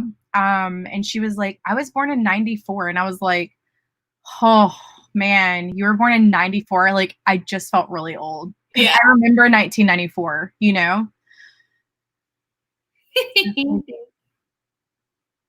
Band camp. I remember those days. I still have friends on social. Oh, Jennifer, really? Oh man, I loved Open Diary. I actually had 2 of them, and then I deleted one and I had another one, and I kept up with one when I was in college too. And then I was like in the library writing in my Open Diary, and then I saw this other girl writing in her Open Diary, and I was like, you know what? I thought I learned my lesson with this, but I guess I really didn't. I should probably stop doing this. I was 1 in 98. Oh, Lord, Annie. BB Crawford said Zanga was the best way to have a diary online for me. I remember Zanga. Zanga was fun. Oh, I don't remember Zanga. I kind of partook in that in MySpace. I think if you go, I haven't been on my MySpace in forever, but if you were to go on my MySpace, there'd be an Allie and AJ song that would be playing if you were to go to my page or something. Because I really think that was the last time that I was on MySpace was the Allie and AJ times. But MySpace, like they deleted all of our profiles, didn't they? I don't even know. I have no idea. Oh man, I loved MySpace. Okay, so y'all know that I wrote diaries. Like I had a diary when I was 8 years old, and every day it said, I went to school, I came home, and I watched I Love Lucy, and then I went to sleep. And like that was that was I watched I Love Lucy and I Dream of Jeannie, because on Nickelodeon they would do the late night stuff, but like Nick at Night or something. Exactly. And so when the MySpace days happened, I was in college, and the college that I went to wasn't considered a real college by Facebook, so I couldn't ever get Facebook until I went to my university. And so on MySpace, I was such a drama queen. I should probably not be telling y'all this. That I would write, because you could put notes up at the top of your MySpace. Remember how you could do like little entries and put them at the top, and as soon as someone went to your page, I would just talk smack about people that I worked with that I didn't like. Man, that is the early stages of the internet, whenever you were still doing that type of stuff. I'm like, wow, I'm so glad MySpace isn't a thing, because y'all would have like, I was balls to the walls in my 20s. Like I didn't care what anybody thought about me. Were you Candace on your MySpace? Yes, it would have said Candace for sure. Like Courtney now is a lot calmer than Courtney was in like the early 20s. Trust me, because I didn't take crap from nobody. If somebody had something to say about me, I was going after them. But I've calmed down a lot and realized that it's not really worth my time anymore. Lessons learned. Man, I definitely feel like how you say that you used to be a lot more that type of way or whatever, and now that you're older, you've kind of calmed down in that. I feel like I used to be. I mean, I'm still an immature person. I totally am, but like I don't know. I just feel like I have like over the past couple of years, I've just kind of like really matured a lot more. Where I used to just be just like or whatever all the time. To where I'm just kind of like, thank goodness I didn't meet the love of my life at this stage, because who knows what that would have attracted Probably would have been some goofy guy who just, always made jokes. You're like, would have been a couple where we're just like, or whatever, all the time and stuff. So, which once again, I am still that person, but I'm just a lot more like just calm. I don't know. I'm better, but still there. I don't know. It's hard to explain. You've just matured. Yeah, I'm still a major goof. It's just I'm just not as high strung. Yeah, I don't know. No, I don't know how to explain it. I'm just wiser. Maybe I'm a wiser goofball. I guess I'll say. There you go. I was just kind of like that. Whatever type. I don't know how to explain it. I just feel like I've matured over the past couple of years. Thank goodness. True. That's why I believe what my psych teacher said in college. She was like, please, for the love of God, you guys need to get married until wait till you're 25. She said, if you can wait till you're 25 when you're mentally all grown up, then that'll be so much better for y'all. And so, and no shame or shade to anyone who got married beforehand. But for me, if I had gotten married before 25, which my high school sweetheart, he wanted to get married sophomore year of college, which I was like going, I don't know, that's really soon. But if, for some reason, if I said, yeah, oh my gosh, me and him would be so different now. Thank goodness I didn't stay with him, but oh well. Yeah, I'm telling you, like, I met Will when I was 19. We were both 19. And I was very particular about when I got married. I was like, I am not getting married until I graduate from college. Plain simple. I don't care if I'm like madly in love. Like if you're meant to be with me, then you will wait. Because my parents, like, they never graduated from college. I'm a first generation college student. So it was really important for me that I didn't have any outside influences to ruin me accomplishing that goal. Mm-hmm. And so, my mom always grown up, she was like, you need to graduate from college. You need to get a good job. You need to, you need a better life than what we have or whatever. And so, as a kid hearing that all of your life, like, it was like, I don't care about no guys. Like, if you want to be with me, you're just going to have to wait until I graduate college. Yeah. And so I graduated, and then we got married like 2 years after that. And it was perfect. I was 27 when I got married. And so I knew who I was as a person at that point. I had grown up, and we had grown up together, and so worked out 10 years next month. So that's fun. Yay. Yeah. That's fun. Yeah. My parents, they met when my mom was 15 and whenever my dad was, I think almost 18 or something like that. And they still dated for 7 years until they got married. So even though they met really young, they were just like, we're going to try and still be somewhat smart about this and still wait a bit until it's like, okay, we're good now type thing. We feel a little bit more like, even as time has gone on, that we're still type of thing. So at least there's that for them and everything, and they're still together. But, and there are people that I know from high school that started dating our junior year. And as soon as we graduated, they like had their wedding like the next Saturday, and they're still together, and they have like 9 kids. Wow. God, 9. Like, you have a child that's like 20? How do you have a kid that is 20 years old? Like, I don't even understand that. It's crazy. So, but yeah. Sorry guys. We'll just I'm just kind of got on a tangent. And I've been seeing people going, I've been married for blah, blah, blah. I love this. I like hearing the updates.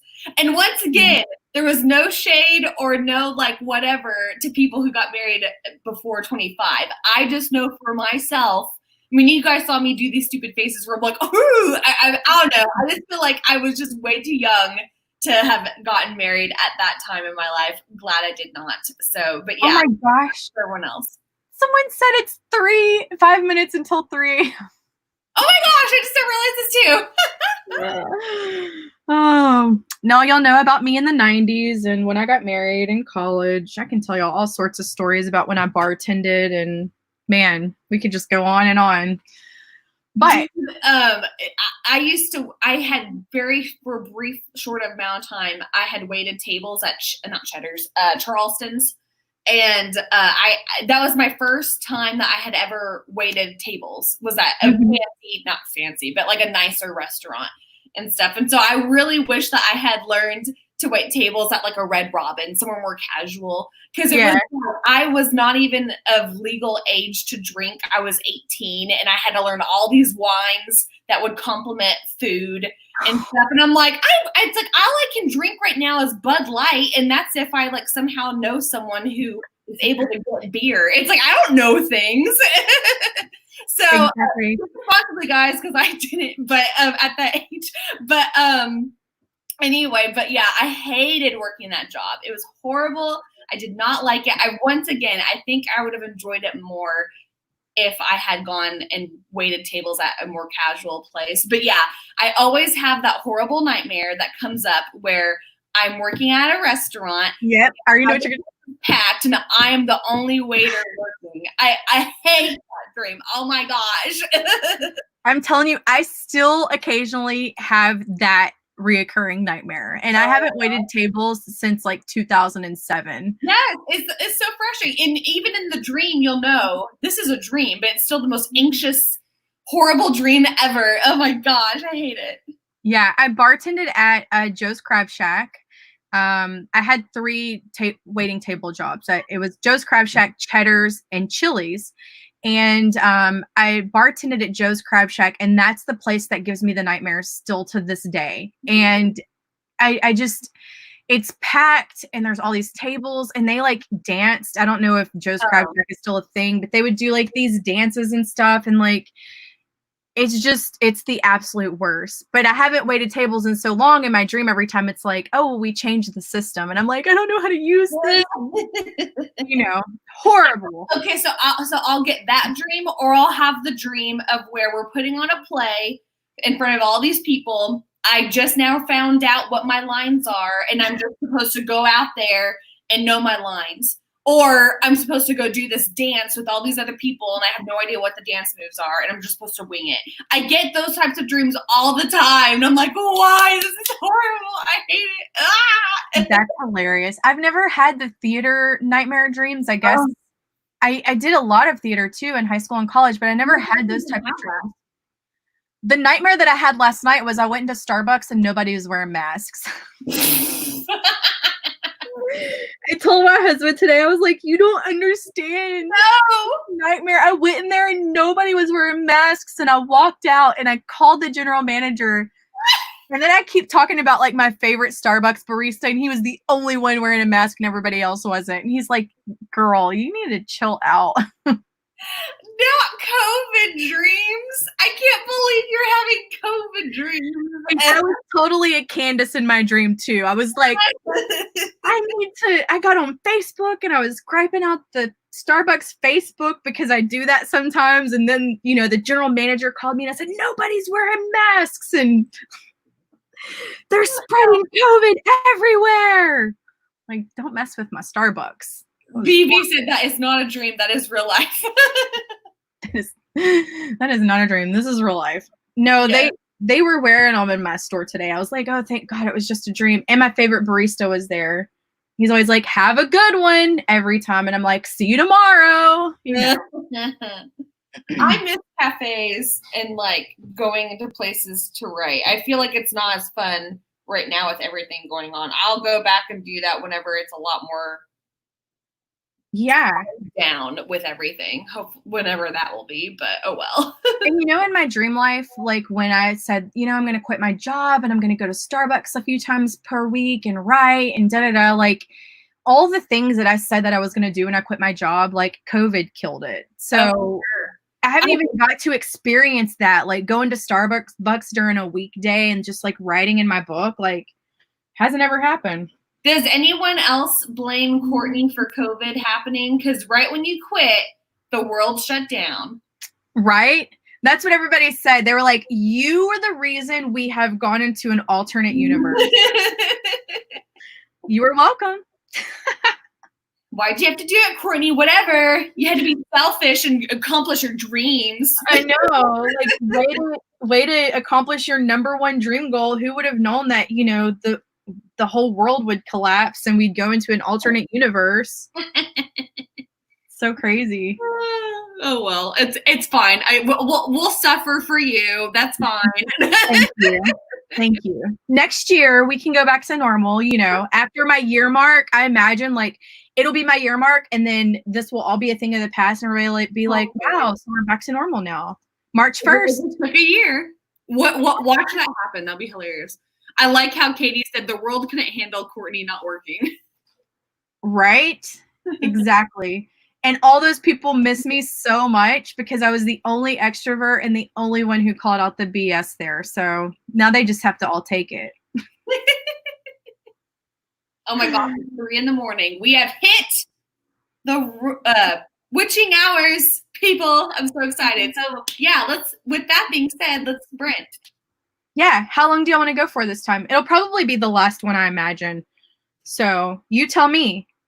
20, 30, 40. I'd say like 25. Oh, that's what I put in the thing. Oh, really? That's kind of witchy that we knew what the other was thinking. I don't know. I'm just trying to be dumb. What do you think? I feel like I said something. I think it was like on Instagram. Either I said it on your Instagram or I had commented it on mine. Oh, I need to find this because it was dumb. And I liked how I said it because it was just stupid. Let's see. It was like, hoo, like that. Stupid. Yes, I loved that voice. That was funny. Yeah. Oh, where is it? Okay. Cool. Oh no, I have to say Lyra. I do that all the time. Okay. Everybody does. You know, it's so funny that is it Tamara? How do you say your name? Tamara? I said I meant to ask her today. I had always thought it was Tamara, and then I had heard Kate and Becca say Tamara, and I was like, I thought it was Tamara, but I forgot to double check with her today. Oh, I feel bad because now I can't remember what she had said. But yes, Tamara. Yeah, we know who. Tamara, tomato. We're Southern. I mean, it's hard for me to know. I do everything with like long vowels when it probably shouldn't be. But anyway, she messaged me to ask me if I wanted to take part in this. And so when she asked for my email, she was like, something, Courtney, I'm so excited or whatever. Well, then she emailed me and then she messaged me and she was like, oh my gosh, I think I called you the wrong name in the email. I called you Courtney. And I was like, that is my name. My name is Courtney or Lyra or Kennedy Fox or Hey Girl or whatever. Like people get so confused and I'm like, I tell y'all at the beginning of my videos what my name is. Yeah, I think you do handle that really well of just kind of laying down the facts of the names at the beginning of the video in a quick way to where it's like, okay, she's got lots going on, but we get it. Yeah, it's confusing. Just call me whatever. And if you don't remember my name, that's cool too. Because I'm the worst with names. Let's see. What were we doing? Oh, I think the stupid thing I was meaning to look up was something like, I think I was trying to like be stupid and go, we're going to have a witchin' of a time or something like that during the witching hours. I think I was saying something like that. And I forgot how I said it, but I just knew that I was like, oh, look at me and this cute little dumb comment. I forgot what I had said it on, but oh well. Hey, I love Courtney. No, Courtney, like was. No, I said that. Okay, I had said that comment to Natalia on her video talking about the Evergreen Writing Oasis retreat, and I commented it's gonna be an oasis of a time. That's what I said on hers, and I think on the Witching Hour Sprints comment somewhere, I had said it's gonna be witchin' instead of. I'm just like, whatever. I let me come up with any dad joke type thing and let me make it a Brooke joke and have it still be just as dumb. I love it. Oh, I'm sorry. Let me do another. We'll do one last one. We'll get some trees. This is why I think I stopped the Forest app because I'd get ready to go for a sprint and I'm like, oh yeah, I have to do the Forest app. And I just I'm like, whatever now. Well, the thing is like I'm trying to unlock the 5 days in a row using it because you get like points if you do it. It's 6MWMN3P. So I want to unlock those extra coins so I can get some new trees. I wish they just let me pay them to unlock them all. I'll give you just give me all the trees. Maybe they'll think that the motivation won't be there whenever you do get the trees and you won't use it as much. Exactly. E says, at least you got the satisfaction of leaving on your own terms. Not just gear up to it and then being swept into the COVID redundancies. Yeah, I think though, even if I wouldn't have left my job, I don't think that I would have been one of the redundant people because I was the only person who did my job at that corporation. And so replacing me, I know was very hard because I created all the spreadsheets and all the things to make the job more efficient when the guy retired who I replaced. And so I was the only person who could do it. Is your office open up again? They never closed. Oh, they continued to meet even though I forget. Yeah. Yeah, even though no, they are non-essential, like 100%. If a hurricane comes, those people are evacuated. But they're stubborn and they have union workers who also work there. And so they didn't want to let union workers work from home because they're hourly and they didn't trust them. And people tested positive up there and they were like, oh, well, we'll just post notes on the door saying that you can't have conferences of over 10 people. And I'm like, that doesn't really work, but whatever. I'm just glad I wasn't there because I'm a hypochondriac and I would have like lost it being around all those people. Yeah. So yeah, anyway, but I'm so much happier. I get to stay up till 3 a.m. writing with you guys. Yeah, exactly.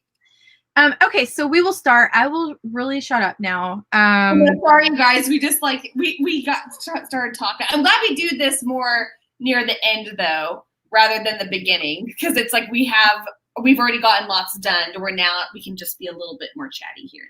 Yeah, I need to be more aware of when we start our sprints because I need to start doing timestamps for people in the description of the video. I did it at the beginning, and some people were like, I really like the timestamps because I could just skip all your talking. It's like, sorry, guys. Okay, we're really going to start now, I promise.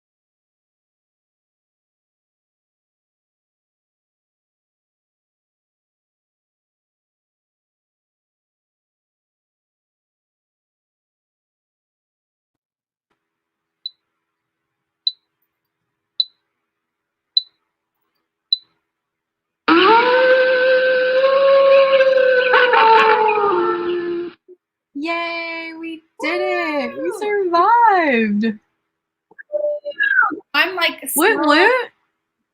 pretty wide awake, but yeah, I feel like this was like the first official writing sprint, not writing sprint, live stream that we've done where it's switching hours, where I felt like I was still like in a good state of mind at this time.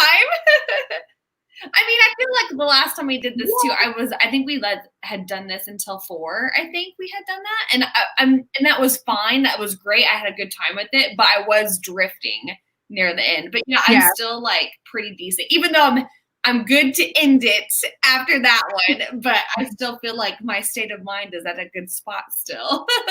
Yay! So you're not too tired. We are transforming you into a witching hour writer. Yes.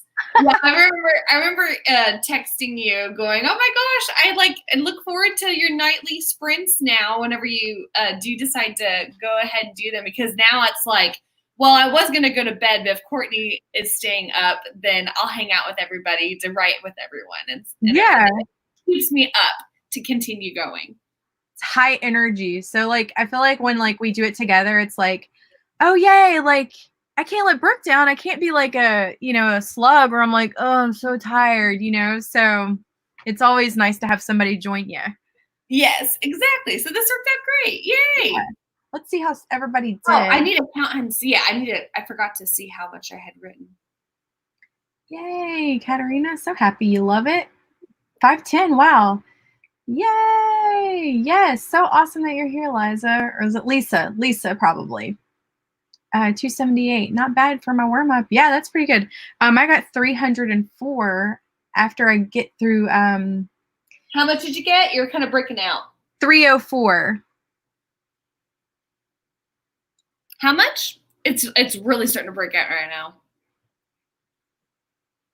304. Okay. I just kept hearing 4. That's all I had heard. I'm going to type up how much I got for the night so I can see how I did. Let's see. I'm trying to find I need to like highlight the last word I had done before a new sprint because I always forget. 350 Book Witch reviews. Yay, Witching Hour, Book Witch. I'm so happy you're here. 460 for Liv. Lane, we are so glad that you joined us. I'll probably be doing a lot of sprints this week just because you'll know I'm trying to finish this book by Sunday. So, and I got 380 that round, so that was awesome. Oh, good job! Yay! Yay! There's a lot of people who got like over 400, 500. There was like 599. Like y'all are killing it at 3:30 a.m. in the morning. I know. I'm shocked. But or some of you all, it may not be this true up and stuff, but still, that's still awesome and great.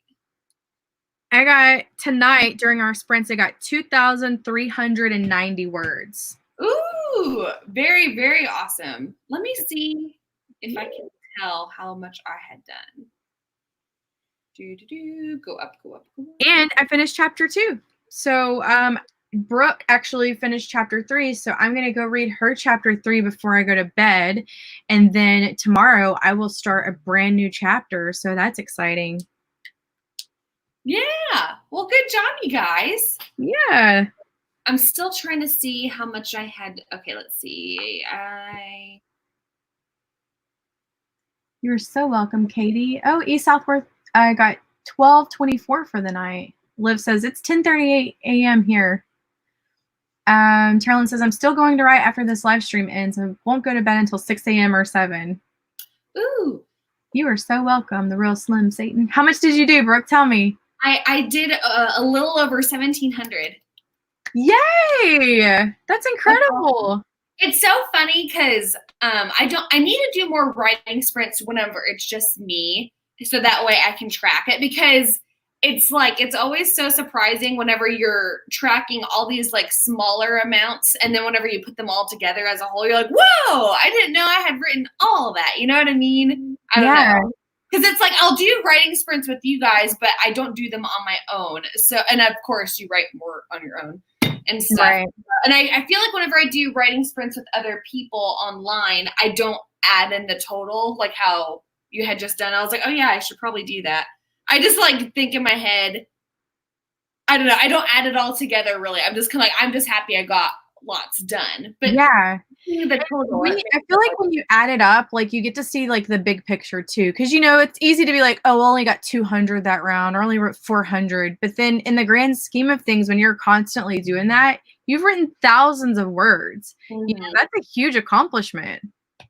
Yes, for sure. No, I think writing sprints are awesome to do. I need to do more of like them on my own. I have the habit of where I'll just sit down and write and I don't keep track of things. I might keep track like as soon as I'm like done with the session, knowing I'm going to stop writing, and I'll track things then, but I don't do it in increments, if that makes sense. Yeah. I started, I know I tell you all this a lot, but I write down like every time I do writing sprints, like I've got it in my bullet journal. And so like I can tell like how my writing sprints go. So like last night, I know that I wrote 22,535, but like I can go back to like months beforehand and be like, oh yeah, when we did these writing sprints, we did 5 sprints and I wrote 3,000 words on June 8th. And I typically know that when I do live writing sprints, I do about 6. Every time it's about 6 or 7 sprints. So when people ask me, they're like, well, how long are you going for? And I'm like, 90% of the time we do at least 6 sprints. So if you come in and you're like, it's our 3rd sprint, you know, we're probably going to do 3 more. So yeah, exactly. No, I think this was a great night. We've been doing this for 4 hours. And very, very productive 4 hours. I know it's funny to see it on the StreamYard, to see it 4 hours and 8 minutes. It's crazy. But it doesn't feel like it. It's so strange because it doesn't feel like we've gone for that long, even at this wacky time frame of the morning and stuff. So it's crazy. But no, very productive. Great conversation with all of you lot in the comments, and then also with Courtney. Great old time. Yeah. And guys, tomorrow, just a quick reminder, at 4 p.m. Central Standard Time, right here on the channel, I will be doing the Evergreen Oasis. I'm doing the author platform thing, and it's going to be, what did you say, Brooke? An oasis of a time? Yeah, an oasis of a time, which makes no sense. I just thought that was funny. So I typed that in for Natalia's video that she was talking about that. Yep, we're going to be talking about author platform, and I'll go for an hour. I'll stop the last 20 minutes to answer everyone's questions. So I'm sure me and Brooke will probably do this again. Yeah, I feel like I remembered at one point we had said we could try doing this on every monthly thing, but I know sometimes you're unable to. So if whenever you are free for that whatever month we're on, then I'll be like, yeah, sure. Then we'll schedule it. So we'll just kind of keep you guys posted. We want to try for a monthly thing, but if that doesn't happen, it's not that big of a deal. But yeah, so maybe like it's a bi-monthly thing if anything else. As long as I'm writing, I am down for sprints. But when I edit, it's really hard for me because I want to rush through edits and I can't. And like I have to figure out how to not rush through edits when I'm sprinting. I don't know. It's like a mental thing, I guess. So yeah, and it's to where and it's fine having it be if it's not every single month, it's kind of fine that way because since it is a wacky time frame, it is awesome to be chatting with you since we don't get to do this all the time. But then it is a wacky time to where the recovery the next day is like, oh no, but it's still great. I still love it. It's fun. Yeah, so tomorrow if I'm dragging during my live, just be like, okay, she went to sleep at like 6 a.m. Yeah, so we'll be patient if you are yawning through it or something. And I'll probably have to catch the replay later because I think I'll be over at my parents' house. So, but I'm going to be wishing you well. Yes, awesome. It's going to be fun. Okay, guys. Well, congratulations for all the words that you wrote tonight. And all the trees and the cake that we planted. Yes. Gonna look so beautiful on your little monthly thing. And of course, Brooke has writing sprints and stuff on her channel. You can watch the replays on By the Brook. You can watch the replays. I have a list, and I'm sure I'll be live sprinting this week to just watch the community tabs. And so yeah, Proud of y'all. So glad that y'all joined us, and I'm sure we'll do it again real soon. Yeah, this has been a great night, you guys. Thank you all so much, and thanks, Courtney, for having me on your channel. Yes. Okay. Bye. Good morning, everyone. Good night. Whatever time it is. Good morning. Goodbye.